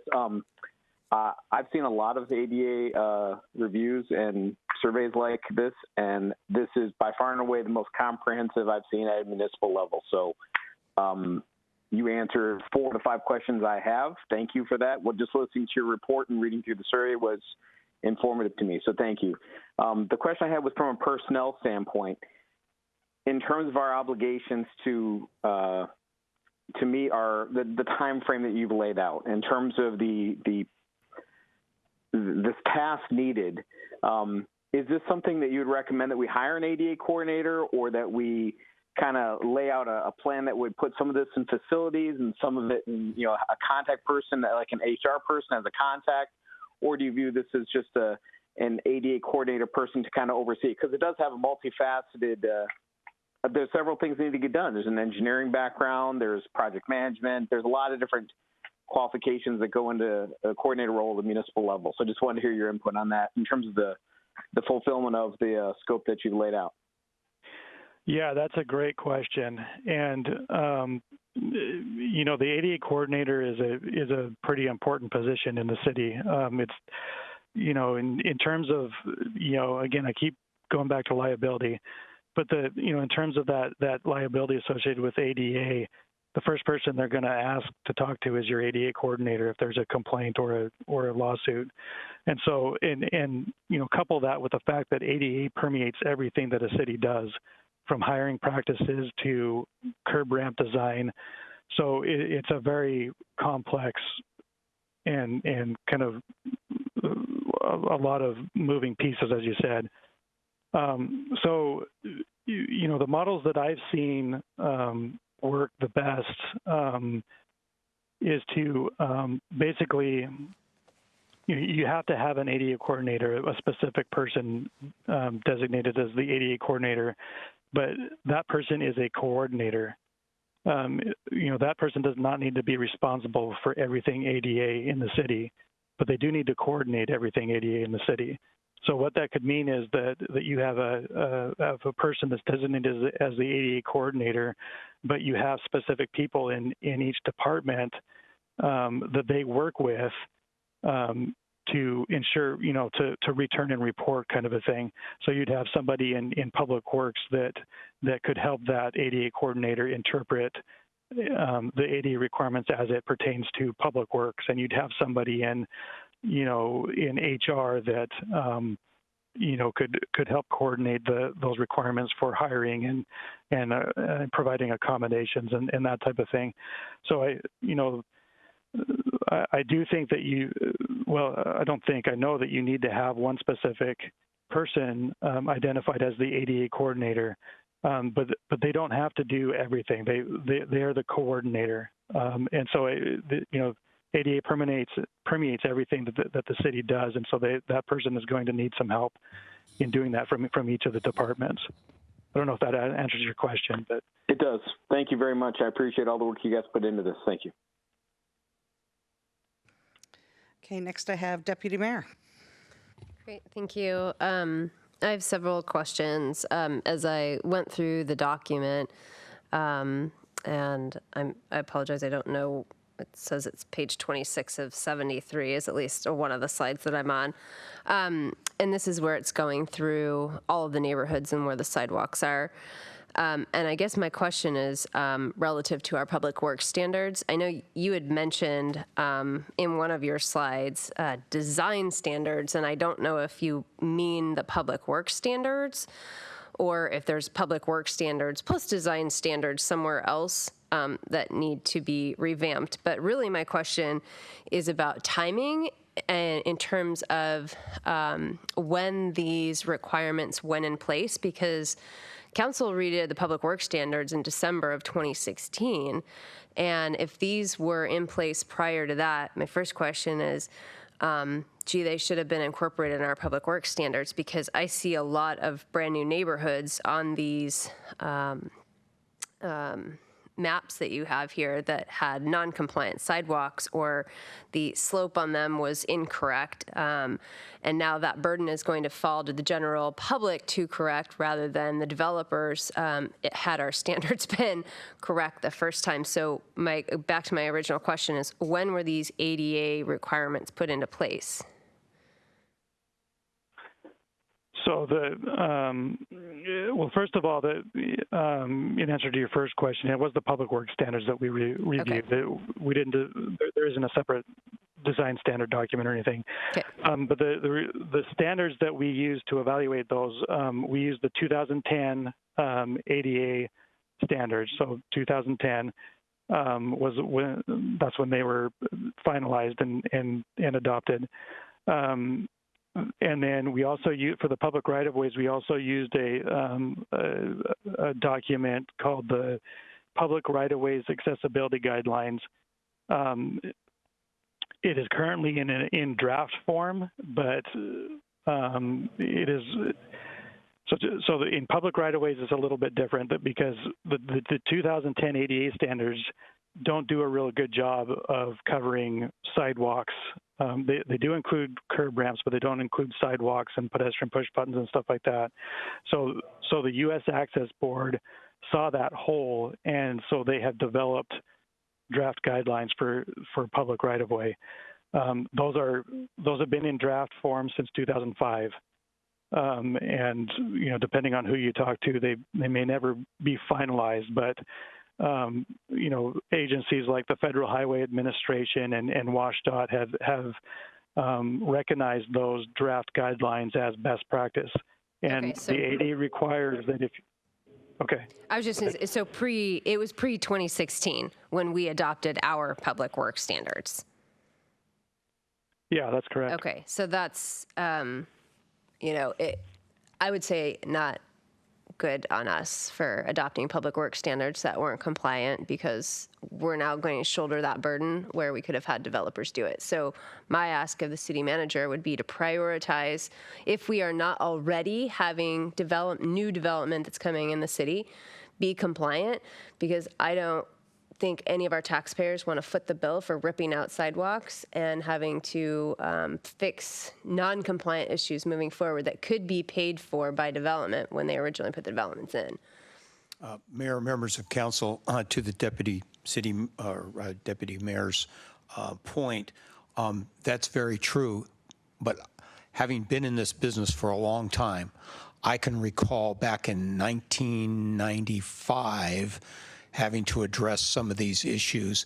And what we were finding over a period of time, I kept on scratching my head asking, what's going on with these ADA standards changing. And just to the point of the wheelchair ramps that are on curbs, we were incorporating that. We had standards for our new developments. And then when we did road improvements, we are doing what Sammamish does now. Right. And at the time, the yellow plastic ramping and with the little bumps on it to help the blind and all of that and help traction for wheelchairs, those weren't created yet. And what we found we had to go do is tear out the ramps that we had been putting in for many years and put in those new ones because the ADA standards were changing. So I'm inclined to find in many communities that they were addressing ADA standards, but as our consultant has pointed out, the new standards get revised. They were revised in 2000 and 2005. They've got additional things coming out. And as he said, they may never be finalized. They were probably updated in 2010 and being updated again now. And we play catch up. And the taxpayer ends up picking up the burden, but we will make sure that we're focused on any current development, and development standards get updated, so any new developments coming through must meet these standards. Yeah. So we're not playing catch up. with everything. Yeah, and I think that would have to be a function of it being codified, so, or in our public works standards. So I guess that's my ask, is just to make sure that that's a priority. So We will. okay, a few more questions. Do you mind if I say two more things about that Sure. topic? So another thing to consider also is that there is a stipulation in ADA that somewhat allows you to grandfather under previous standards, but you have to be able to prove that the facility was built at a certain date and under those guidelines, different standards. Got it. Yeah, so we didn't incorporate that into this, but that's something that you might be able to incorporate. The second thing I just wanted to say real quick is there's a variety of reasons why a sidewalk could be counted as non-compliant. It could be just a tree overgrown and encroaching into the pedestrian access route, or just over the course of time, maybe a panel has settled or something like that. So it's not necessarily that they were originally even fairly new sidewalks that were built, recently. There could be other reasons for it to be non-compliant other than the standards weren't followed. Right. I think your maps, though, embedded in there, detail them out. So when I'm looking at the maps, there's one that is called Sidewalk Barriers, which talks about protruding objects, which one of my questions was going to be, is that vegetation? It sounds like that would be a yes.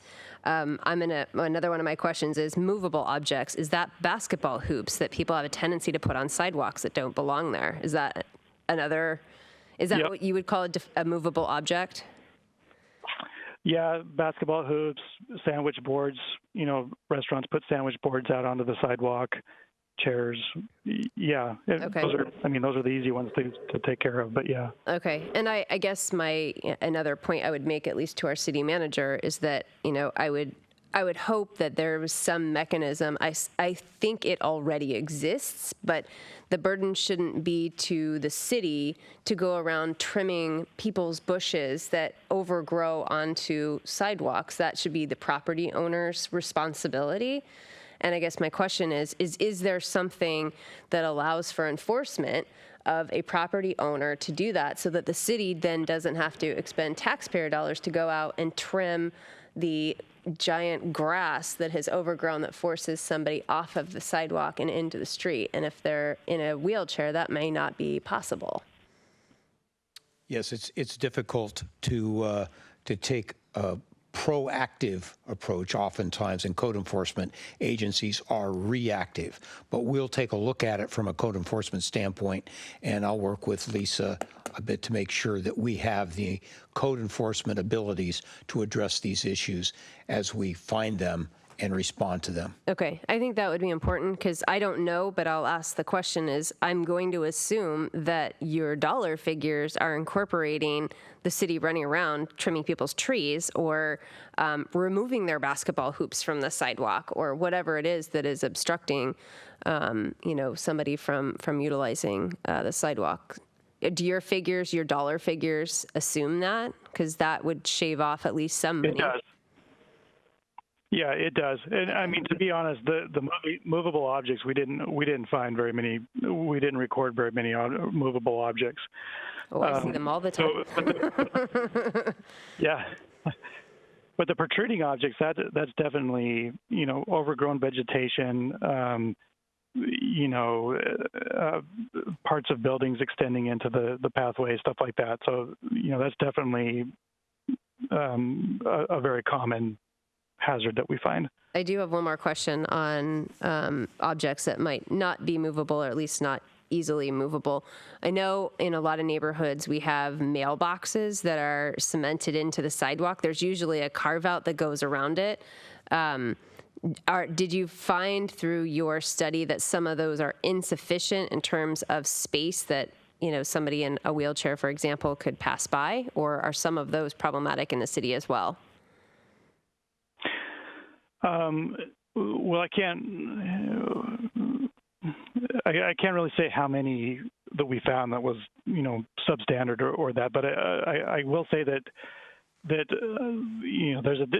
it's okay to have a mailbox in the sidewalk if you provide a path around it. There's a difference between what we call a pedestrian access route, which is a 4-foot path. That's the most important part of the sidewalk, is a 4-foot path that a disabled person can maneuver. And then what we call the circulation route, the pedestrian circulation route. So if you, like in a downtown setting, if you have a 12-foot sidewalk, you don't have to necessarily keep that completely free of any poles or, tables or, whatever. You just have to provide a 4-foot compliant. So I can't really speak to how many of those situations we found, but Oh, no, I was just asking if you found any. If there were situations where mailboxes embedded in the cement did not provide, not how many, just if it was an existing issue. Oh, yeah. Okay. Yeah, we find stuff like that all the time. Okay. Yeah. All right. That's all my questions. Thank Power you. poles in the sidewalks, and yeah. Okay, Councilmember Ross.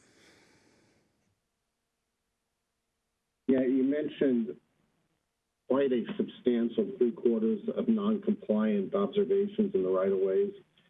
When you talked about MEFs, are documented MEFs counted as compliant?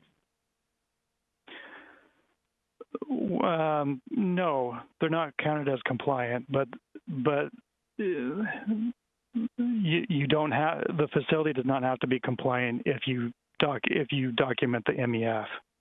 Okay. I don't know if that answers your question, but in the third category, per se. yeah. Okay. And you also talked about in your example timeline, it ranged from 15 to 25 years. Other than doing the right thing, what pressures, sanctions, et cetera, compel you to get compliant 100%, I guess, as a goal, ultimate goal? Just the risk of a lawsuit, basically. And what is enough? I've kind of said this to your staff several times. In terms of how long is long enough, or that type of thing. It gets determined in the courts. There's no real.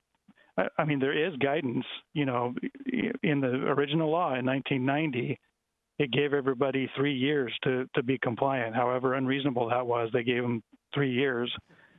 And so, if you get into a situation where you have a complaint and the Department of Justice is coming in and reviewing your programs and stuff, I mean, that's the basis that they're going to start from, is that this law was passed in 1990. It gave you 3 years. It's now 2020.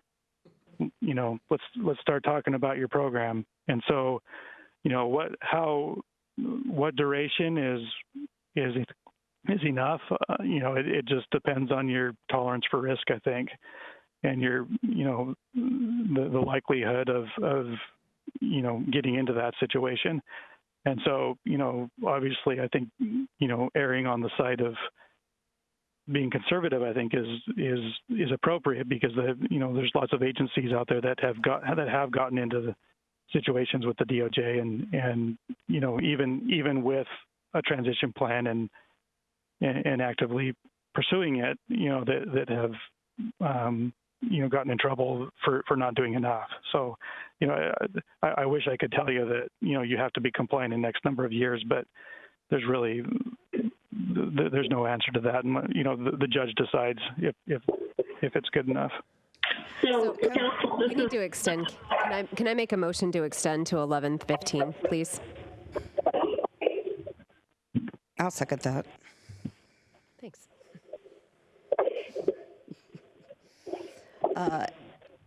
Any discussion?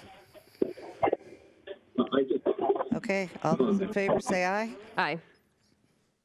Aye. Aye. Opposed? Nay. All right, 6-1. So I'm sorry. Okay, please continue, Councilmember Ross. Okay. clarity, when you say we're talking lawsuits from the federal government for not complying, or are you talking about individual families? Councilmember Ross, this is City Attorney. I've been listening to this conversation, and I had very recent experience as City Attorney for the City of Burien regarding an ADA claim filed by a citizen in Burien attempting to use the City Hall elevator. The City Hall in Burien is on the 3rd floor of a building. The first 2 floors are county library. And the allegation was that the elevator buttons were too high, so a person in a wheelchair couldn't adequately reach them. And also that the water fountain in the City Hall lobby wasn't low enough. So the citizen filed a complaint. It went to the Department of Justice, and we were given at least a year to comply. I mean, it was a fairly generous time period. It was an expensive renovation to fix the water fountain in particularly, not so much the elevator button. But it included a lot of back and forth with DOJ. And when we finally complied, we were able to submit photographs of the compliant facilities. And it was all done over email. It was very, and I'm not diminishing the importance of compliance, but I also don't want to raise the specter that you're going to have to send a team of attorneys into court because a lot of this can be handled just over email and through conversations with DOJ. I guess one more, thank you, Lisa, for that. One last question, as final follow-up.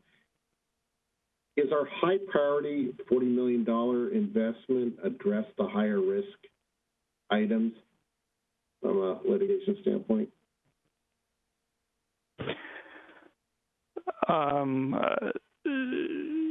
I would say yes, because of the way we did our prioritization process. You know, I mean, basically those highest priorities are the worst facilities in the most used areas. So I think, you know, it's not a direct measure of how, you know, the risk of that particular facility, but it's, you know, it's a pretty good indicator of what would be a high risk area. Okay, very good. Thank you. Good presentation.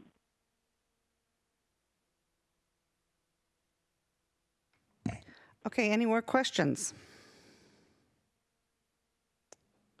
Great, excellent presentation. Okay, next up we have a joint shelter grant proposal letter. Mr. Sugg.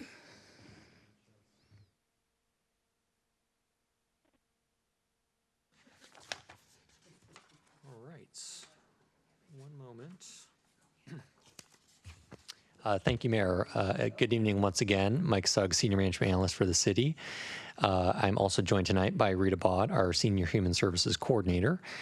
So last month, the Department of Commerce created a grant program to provide funding to cities with over 25,000 population to develop new or expand existing shelter capacity. Through this program, Sammamish is eligible for $300,000 in grant funding individually, or $375,000 if participating in a coordinated joint proposal. So King County has a large human services department with a lot of resources. So they have taken the lead at this point in collaborating with the cities to organize that joint proposal. King County is asking the cities to sign on to the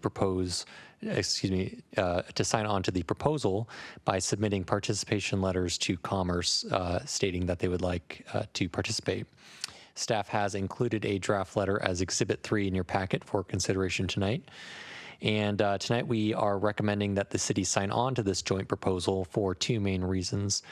The first is that it will allow us to contribute more money, an additional $75,000, towards increasing shelter capacity if we participate in this joint proposal, compared to if we were to go at it individually. And the second important reason is that staff does not feel as though we have the capacity to develop an individual proposal at this point and to manage the oversight of that funding. With the joint proposal, the county has offered to take on all of that responsibility in partnership with the cities. Rita is on the line right now, and I will just turn it over to her briefly to describe the shelter options on the east side that are currently under consideration for this joint proposal. Rita? Hi, good evening, Council. This is Rita Bard, Human Services Coordinator.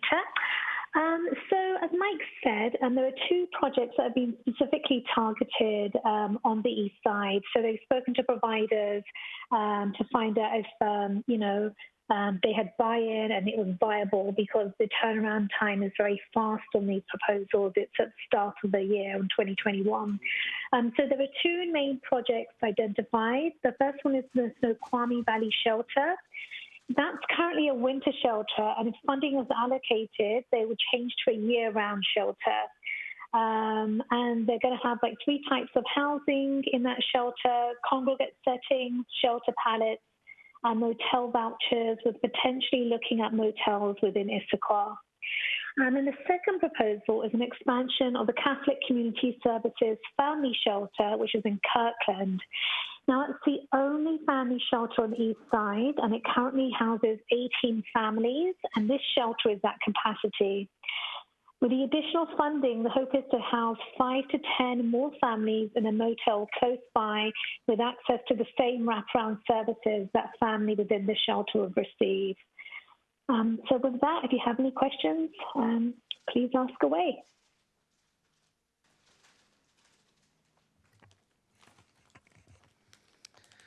Okay, Council, I'm looking in the queue here. Does anybody have any questions? Councilmember Stewart.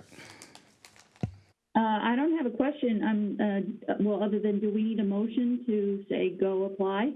Because if so, I move that we direct the city staff to go and apply and get this money to these shelters. Second. Any other discussion? And thank you. Well, I just want to say thank you to Mike and Rita for doing this. I mean, it's their efforts, and that seems like all we have to do to get this money. So I really appreciate that, to get this money to the people who need it. Obviously, it won't be here in the city since we have no shelters here. Okay, great job. Great job, Rita and Mike. Thank you. Okay, we have a first and second have had discussion. Well, let's do it this way. Show of hands. All those in favor say aye. Aye. Aye. All right. Nay?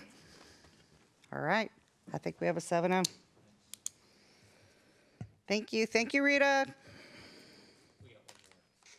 You're welcome. Okay. Oh, you got the next one too?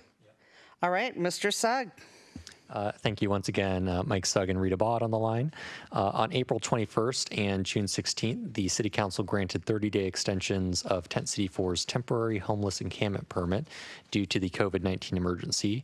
The permit is now scheduled to expire on July 22nd, tomorrow, yet the Governor's emergency proclamation has been extended until August 6th, which has resulted in Tent City 4's ongoing difficulty in finding a new location for their encampment. Last week, representatives from Mary Queen of Peace reached out to staff to request an extension. They have internally approved it on their end, and they have also mentioned that there are currently 18 people in the encampment, and they have been a quiet group so far. So Exhibit 1 in your packet tonight contains an emergency ordinance for your consideration. If approved, this ordinance would extend Tent City 4's permit by 30 days from July 22nd to August 21st, 2020. With that short introduction, I will turn it over to the mayor. Q, Deputy Mayor. Move to approve the emergency ordinance extending Tent City 4's permit by 30 days due to the COVID-19 emergency. All right, and I have to apologize. I see a question that was in the queue. So, Councilmember Stewart, did you have a question? Yeah, I wanted to find out.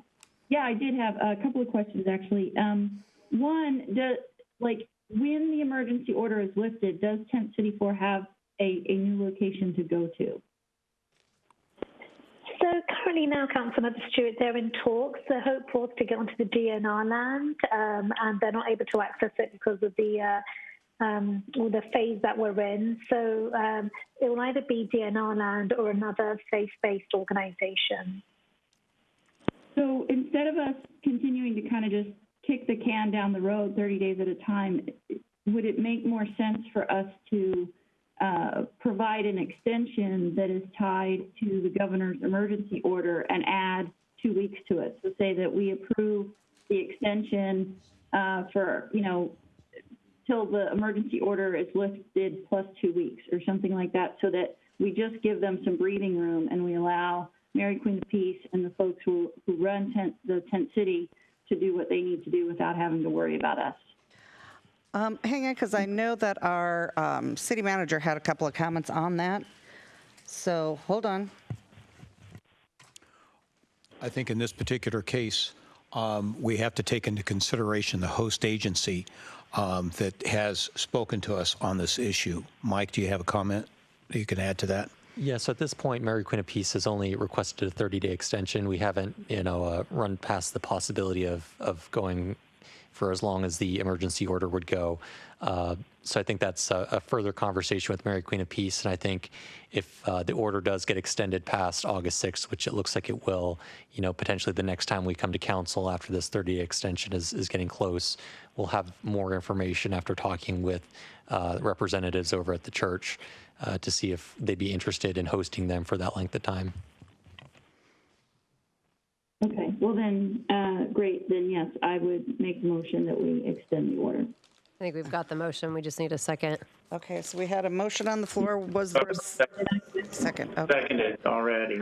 All right, so and Kent was a second. Okay, so we have a motion, a second. We answered questions. Is there any other questions? All right, seeing none. With hands, all those in favor say aye. Aye. Aye. All those opposed? All right. 7-0. Excellent.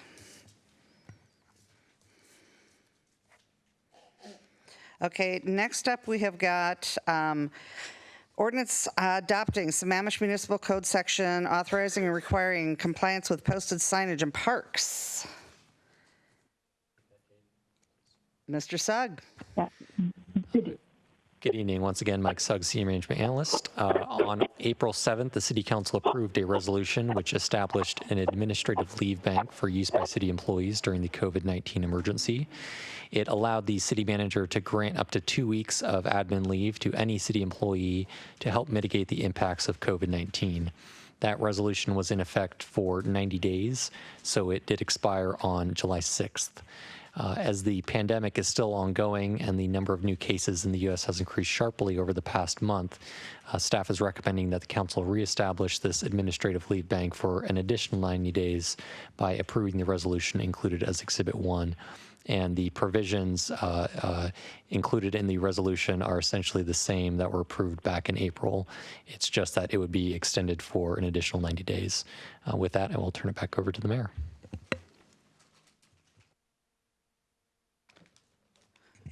Okay, Mr. Treen, I see yours, but I'm gonna call for you because then we can call for questions. So, Councilmember Treen. Yeah, I was actually going to make a motion on the other one, but I'll make a motion to move forward with this. Second. Well, you're very versatile. It's good, very good. Okay, we're going to call for questions. Councilmember Stewart. Well, again, the last time we did this, I asked this question.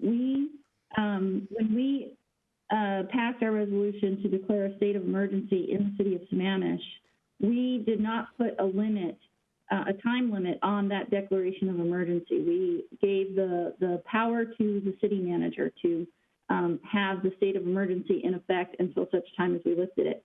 I don't understand why we're limiting this and why we don't just, again, have a resolution that says we're going to have this in place until the state of emergency has been lifted in the city of Sammamish. And then we don't have to keep addressing it. It's tied to that emergency order, and we just get it all taken care of. I think you're on the wrong agenda, Bill. I'm on the one that Mike Sugg talked about. The parks? Yeah, we're doing the lead. We're doing the lead, which Mike presented, I'm assuming, correct? Did we switch them? I think we're doing parks. Oh, We're on parks. Okay.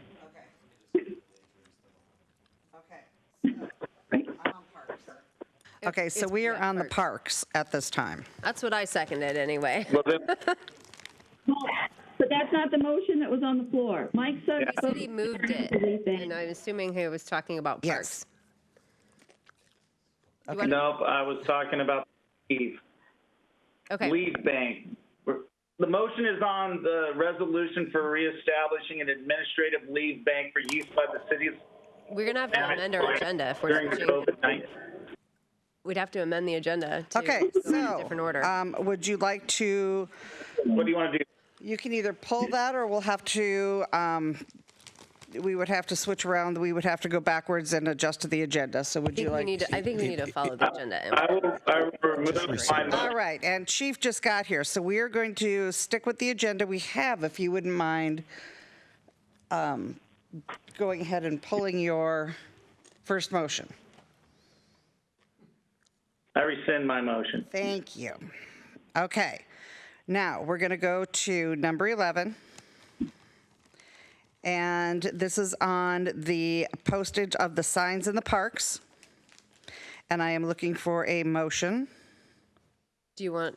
Can we talk about it first? Shouldn't we talk about it first? No, because we can have discussion. We have a motion on the floor. Does staff have an introduction on it, though? No. Yes. So, okay, hang on. Mr. Sugg, would you like to introduce the signs, or would you like to have Chief introduce the signs? All right. So this is what we're going to do, folks, and this is what happens when it starts getting late. Okay, we're going to have Chief and Anjali are going to introduce the municipal code section authorizing and requiring compliance with posted signage in parks. And it's going to be, Anjali, are you on the line? Yes, are you able to hear me all right? Yes, take it away, it's yours. Okay. Good evening again, Mayor and Council members. This is Anjali Maya, Director of Parks, Recreation and Facilities, and here tonight to present one amendment to SMC 7.12 Park Rules, requiring park users to comply with posted signage. A little bit of background.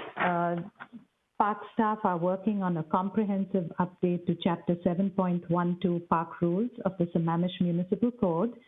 However, we are bringing one of those amendments to you tonight because of some of the closures and signage we have in our parks related to COVID-19. And the proposed language is to introduce SMC 7.12.485, compliance with signage, to read as follows. The director is authorized to post signage in any City of Sammamish open space trail, park area, or associated marine area. All persons must comply with signage posted in any City of Sammamish open space trail, park area, or associated marine area. In order to adopt rules to comply with posted signage and enforce those rules, the city must pass an ordinance revising the Sammamish Municipal Code as the enforcement of a regulation imposing a penalty must be adopted by an ordinance to be effective. And violation of this new rule would result in committing an infraction, and the violator may face a monetary penalty of $500 for SMC 7.12.650 infractions. And for your reference, SMC 7.12.690 of the Sammamish Municipal Code points out that park safety is the responsibility of both the Police Department and the Department of Parks and Recreation. And the Department of Parks and Recreation encourages voluntary compliance with rules based on awareness. And that is usually our preferred method. The role of police would be to provide supplementary patrols in park facilities and issue citations for infractions and misdemeanor offenses as jointly determined by city leadership. So that is my short presentation. I know Chief Pingree will have input or take questions, and Andrew Stevens also had some information he would like to share. So with that, I will turn it over. Andrew, did you want to go first? Yes, thanks, Anjali. I just wanted to add with compliance, we're definitely seeing young populations gathering in the parks against the COVID recommendations, against the governor's recommendations. One thing I definitely wanted to highlight is the positive counts within Sammamish for the age group of 10 to 19-year-olds is nearly double the average of the same age group across all of King County. So Sammamish youth are definitely getting COVID more frequently in Sammamish than they are elsewhere. So I think action to enforce, to provide another tool in the toolbox is definitely something needed and warranted at this time, especially as we're starting to see daily increases, breaking record levels here in the city.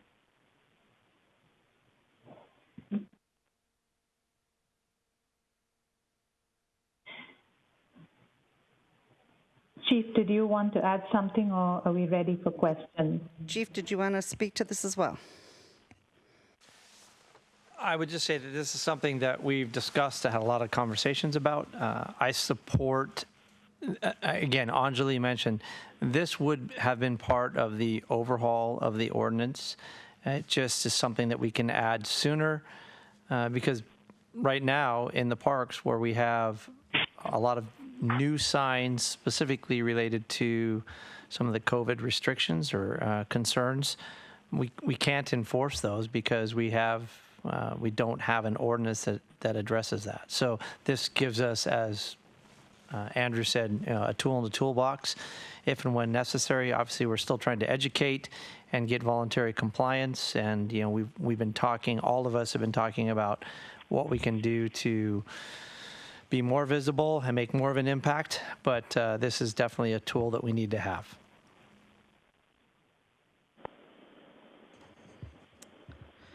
Great, thank you. Okay, so I'm going to go into. Can I make my motion now? No, we have questions. Of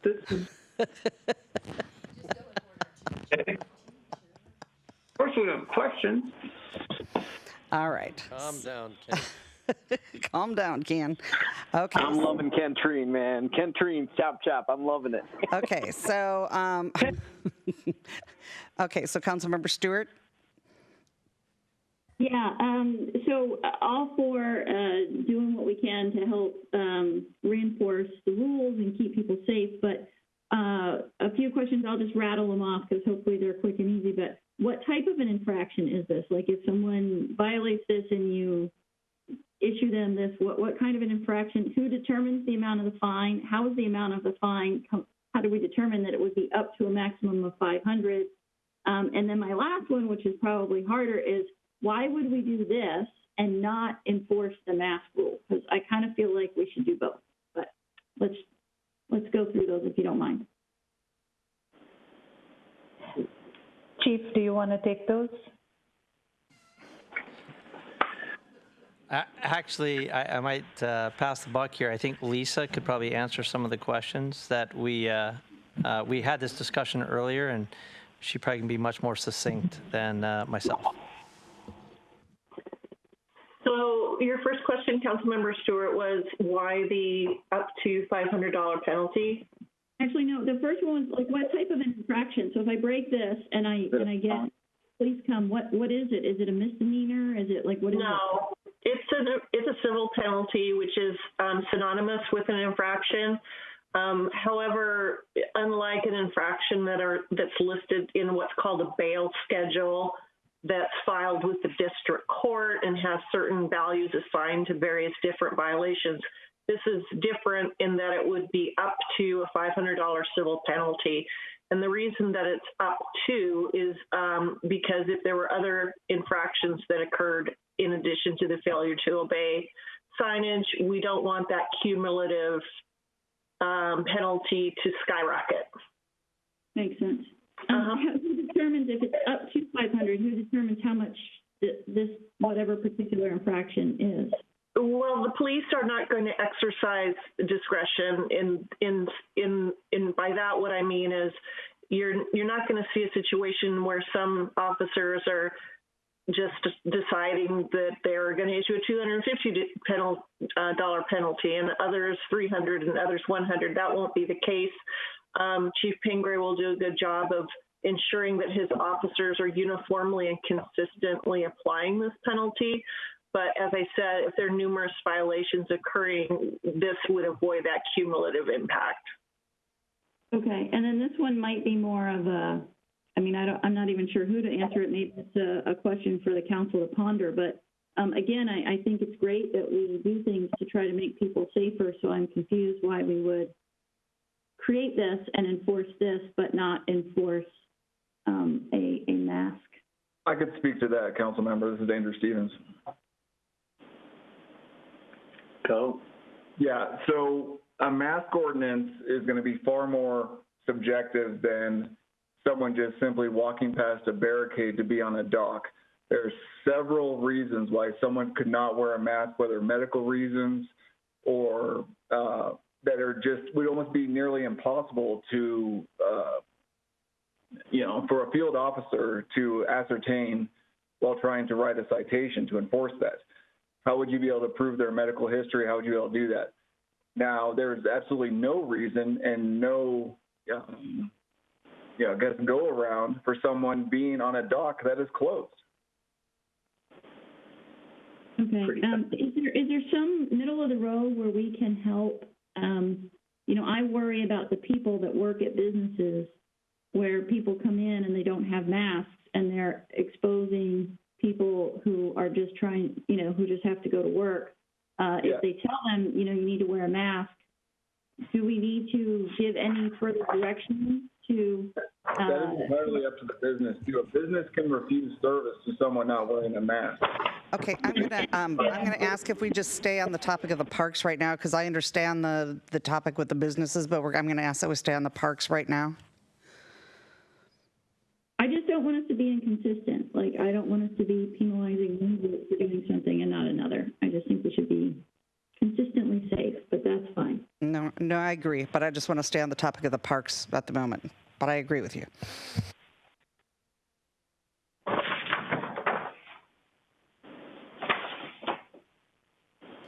Okay, next is Council Member Gamlin. Yeah, thank you, Mayor.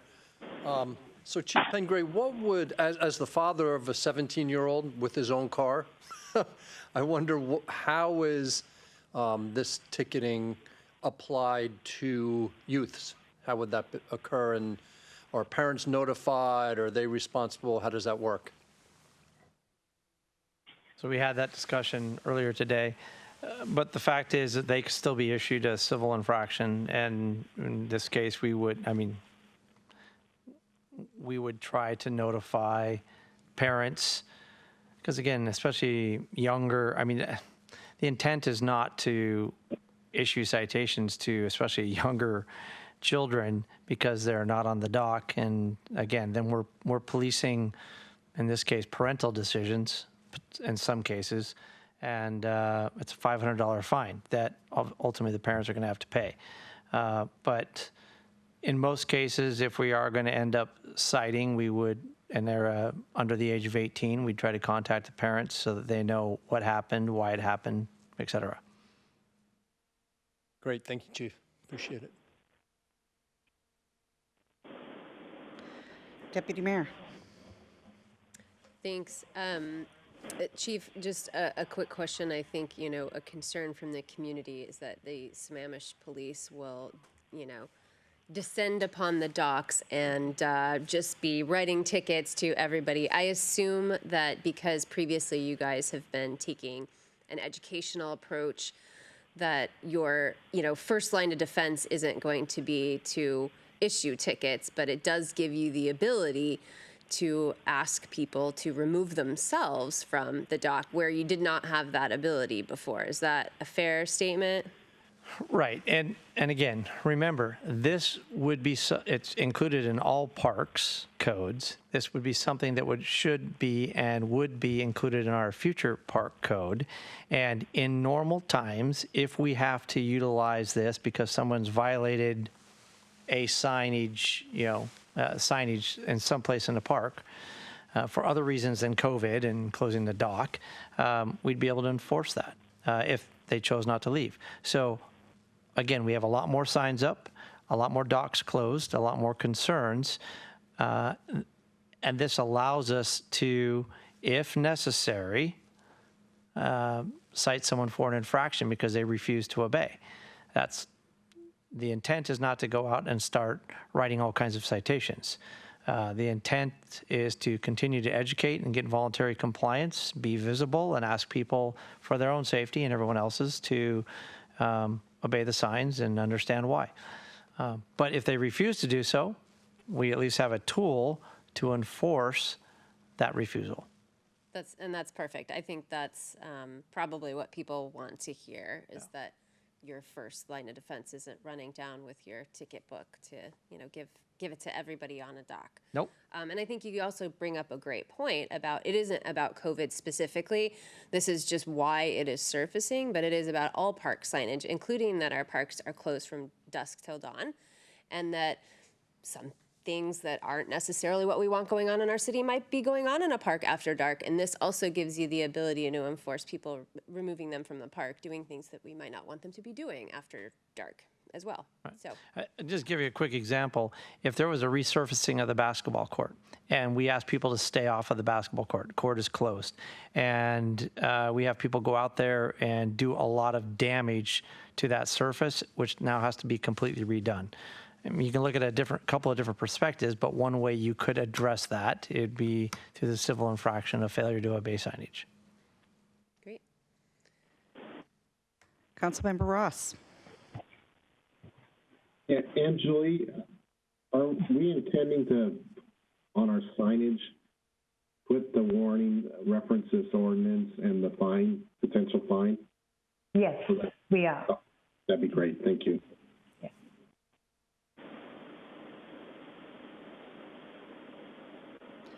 Okay, anybody else?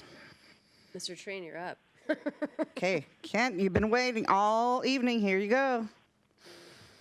I make a motion that we adopt the ordinance amending SMC 7.12 park rules requiring park users to comply with posted signage. Second. All right, we've got a first and a second. Any more discussion? All right. All those in favor say aye. Aye. Aye. Aye. Opposed? All right, 7-0. Thank you. Thank you, everyone. Thank you. Thank you, Angeli. Thank you for coming. It's late. Thank you, Chief. Thank you, everybody who's online. All right, next up, Mr. Sugg. My apologies for the confusion. I introduced an item out of order. I'll make sure I have my agenda in front of me next time. I don't think I need to reintroduce this item. Essentially, we are bringing forward the same admin leave resolution that we passed on April 7th and extending it for an additional 90 days.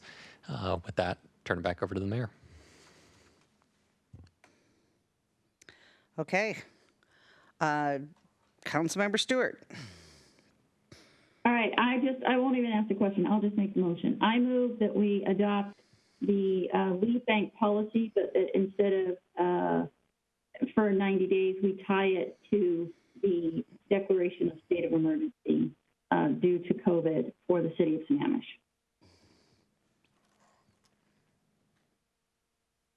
I think that was a second from Jason. Second. All right.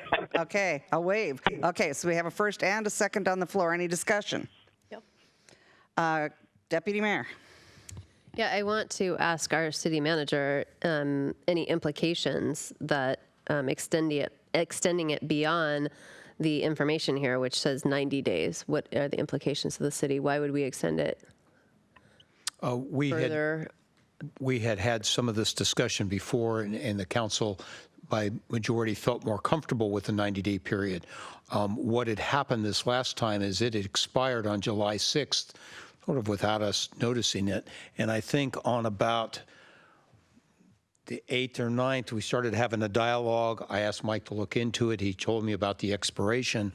And coincidentally, on, I think it was the 10th, Monday, a week ago today, one of our employees was notified that through contact tracing that he had been exposed to COVID at a restaurant. He had subsequently come in close contact with 2 coworkers. This was over at the MOC, or that was Public Works folks, I think.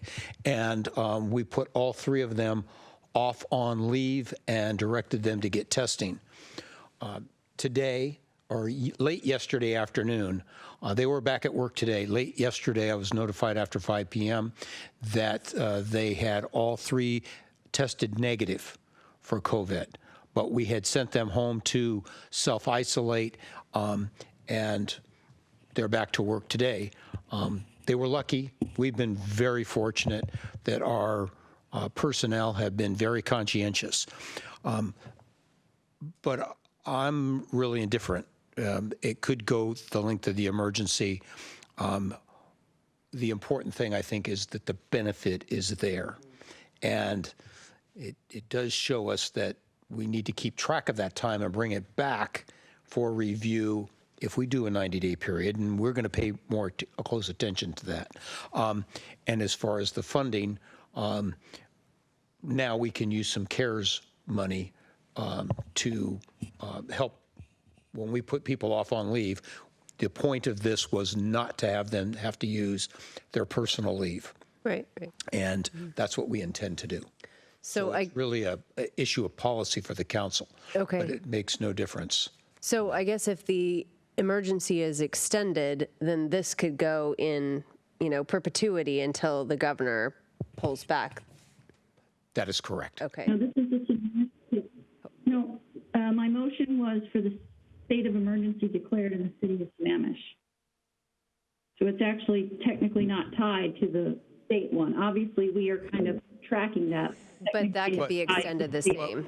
But in fact, we based our declaration of emergency on the governor's guidance, and we follow the governor's guidance in the state health officer and the county health officer. But it is an independent action, yes. Okay. I'm mulling this over. I think I feel like I'm more comfortable with doing this in 90-day increments, so long as we can, keep track of it and bring it back. It's somewhat similar to the Mary Queen of Peace issue, where we're extending it as needed. It's not taking probably a ton of staff time because the work is already. It's just slapping it on an agenda bill and having hopefully what amounts to a short discussion. But I'm thinking here. Okay. Well, my apologies to the council that we let it lapse. We'll pay close attention to that if we stay with that standard. Okay, do we have anybody else who's got a question before I go to round 2? Okay, Councilmember Stewart. I just want to say that as long as as long as COVID is so bad that we have to remain in a state of emergency as a city, then I can't imagine a scenario where we wouldn't have this leave policy for our employees. So I think tying them together just saves everybody time and effort and doesn't create a situation where this could possibly lapse for whatever reason, and now people don't have coverage for some reason. So I just don't see any reason why we wouldn't tie them together. Okay, we have a first and a second on the floor. Is there any more discussion up? And Deputy Mayor. I have an additional question for our city manager. Because this had lapsed on the 6th, but you had employees that were out, how were they covered? Just personal time? Sick time? Payroll hasn't rolled around to hit them yet. I intended to cover it with administrative leave because that was the intent of the council. Okay. And it would have been my intent to make sure that they were not using their personal time. Okay, and that's fine. I just wanted to ask that question. Thank you. Okay, so now we have a first and a second on the floor. We've had discussion. Can we repeat the motion for clarity? Okay, council member, could you please repeat the motion? Sure. I move that we reinstate the employee policy for COVID-19 and that we tie that duration of the policy to the declaration of emergency that we have in place for the city of Sammamish. Okay, and I'm going to call this one out by roll call. So Councilmember Treen. For it. Councilmember Stewart. Yes.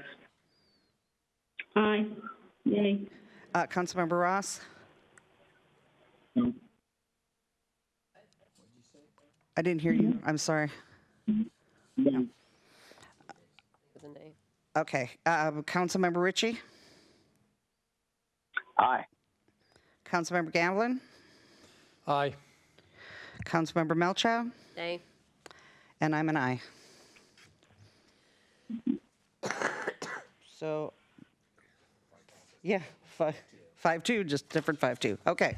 That gets stuff late, huh? All right. Okay, so the next we have council reports and city manager report. Let's hit city manager report first. Thank you, Mayor and Council. I would first like to acknowledge the City Council for working with me and the staff to add 2 council meetings to the calendar for the month of August, which is normally dark, so that we could get caught up on a few issues, but mostly to accommodate me and my effort to bring a public dialogue together regarding the budget.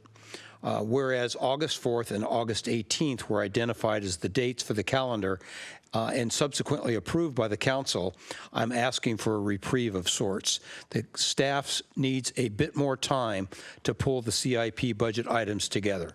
I would like the council to consider moving the August 4th date to the August 11th. This will allow staff the additional time to pull the items together for the presentation so they can get it to me and we can go over it before it's submitted for the packet. Although this is not a decision night, that we would meet on the CIP, we intend to provide council with a preview of revenue numbers in late July with some informal meetings, and again, a recap of those numbers on the evening of August 11th as we outline the proposed projects and issues related to CIP that we feel the council should consider as we work through the budget process. We will closely follow up this meeting with additional revenue projections and CIP follow-up information from the August 11th meeting at the August 18th previously agreed to date. We don't propose moving the 18th. If the council would consider making a motion to this motion this evening for this change from August 4th to August 11th, it will facilitate the completion of a budgetary task that is already a big challenge. And thank you for your consideration on that issue. Would the council consider a motion to that effect before I go on? So, I got a question. okay, and I'm looking at, sorry, I have my thing's going to start dying on me here, which is why my, okay. You gotta get you a power cord. Okay, so council member, I'm trying to look at who I've got in the queue here. I think I started with, I'm going to go council member Stewart. Yeah, thank you, Mr. City Manager. A couple of questions. One, do we have any items that need to be addressed before August 11th? Because we wouldn't then have another meeting until then. So since we had originally planned to have one that first week, do we know if there's anything expiring or anything that needs dealing with prior to that? I know that there was, we were going to come back on the 4th with something. I'm looking at Mike to help remind me what it was, and I think he's ready. We didn't have anything else in our definite queue, but there were a few items. Mike? Yes, the one item that Rita and I were going to come back with was Q2 reporting data for the Human Services grant program. But, the 11th actually works out maybe a little bit better to give us more time to pull that together as well. So either date works for us. Okay. So there's nothing that has any sort of a time limit or expiration that we would have to deal with if we pushed out to the 11th. That's all I just really wanted to make sure. Right, I think a very good question, and not to my knowledge or our knowledge, joint knowledge right now. Thank you.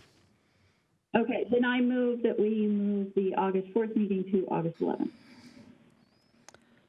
Okay, do we have a second? It looks like Jason's waving, so I'll take that as a second. All right, we have a first and a second. Any discussion? All in favor, wave. Say aye. Aye. Aye. Aye. All right, opposed? All right, looks like it's done. All right, thank you very much. If I could move on, I mentioned earlier I was going to make a note about the 3 employees that were removed from the workforce, but we already discussed that. And then I just wanted to thank Chief Pengray and Chief Clark again for the efforts of their personnel to execute their respective missions last week in Kalahani, to keep me informed so that I could keep the council members informed during this tragic event. Both agencies just did outstanding work. And then I would like to announce to the council and to the public that the city has just hired Cassidy, how do we pronounce her last name? Follins, thank you, Mike, as a contracted employee to assist staff with the Small Business Assistance Grant Program and all that it involves. So we've got some additional help, and that person has a lot of grant experience. We think they will be very beneficial to the organization over the next 2 or 3 months, longer if we need it, and they may be able to help us if we move into the nonprofit issues as well. So that's the extent of my comments. Thank you very much. That was quick work on that hire. Thank you. Excellent. Okay, we have got council member reports. We've got council member Treen, council member Malchow, have got reports in. Do you have any comments to make on either one of those? You can read it. Okay, anybody else have any comments to make on there? Yes, I would just like to say on page 3 of my council report, you might want to look at that as far as Issaquah School District and the new high school elementary. There's some really good information as to where to go to look at that design and plan and some of my concerns. Thank you.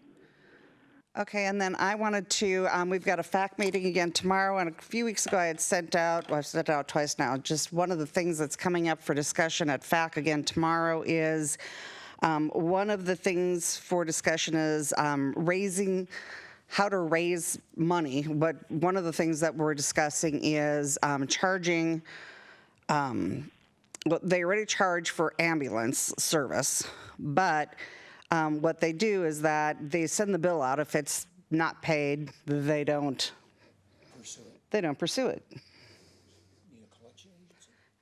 And so now they're looking at pursuing it as a way to, collect those fees. And so go back and read that. If anybody has a problem with them collecting the fees they owed, please, drop me a note or something before that meeting tomorrow. So I know that you have a problem with that. They're looking at not necessarily putting that into action until after, the economy's better or everything, but they are looking at, going back and collecting, going and starting to actually collect fees once they provide a service. Mayor, members of council, from my other life, in the fire service and even as a city manager, I can provide you some input as well as to the chief. I wasn't following this issue closely, but I've dealt with that issue for many, many years and have somebody a very reputable company that has been doing it in California for a long time, whether they are working up here or not, but they cover a lot of transport agencies, private sector, public sector, and they're quite successful. Good. Okay. Hey, Karen. I had that email into you earlier today. I don't know if you saw it. I have not. Okay. It's EFR related, so. Okay. All right. Other than that, if nobody's got anything else for the good of the order. Oh, I have a question. Okay, Councilmember Stewart. Sorry, just a quick question. Yeah, Mr. City Manager, you announced that, we have someone to administer the small business grants, which is excellent news. Do we have an official sort of hard timing that we can announce in this meeting and start to communicate to the community in terms of when we will start accepting applications? I'm looking to Mike. Yeah, so we had the tentative schedule in your packet for the 7th and the 14th. That's looking like it may be a little bit tight. So instead of August 3rd, as we proposed, it might be the Monday after when it opens up. But I'm currently working with the contractor that we just brought on board to figure out how we're going to be communicating this out and the amount of time that we're going to need for the outreach portion. So yeah, do look for that schedule here shortly. And we'll use our comms folks. We'll use our comms folks too in coordination with Mike and the consultant. Great. Thank you very much. Appreciate that. And you'll get us that info as soon as you have it then. Great. Thank you. Move to adjourn. All right. Second. All right. Everybody have a great week. Wait, we have to vote on that. All in favor? Aye. Aye. Have a great week, everyone. Bye. Yeah.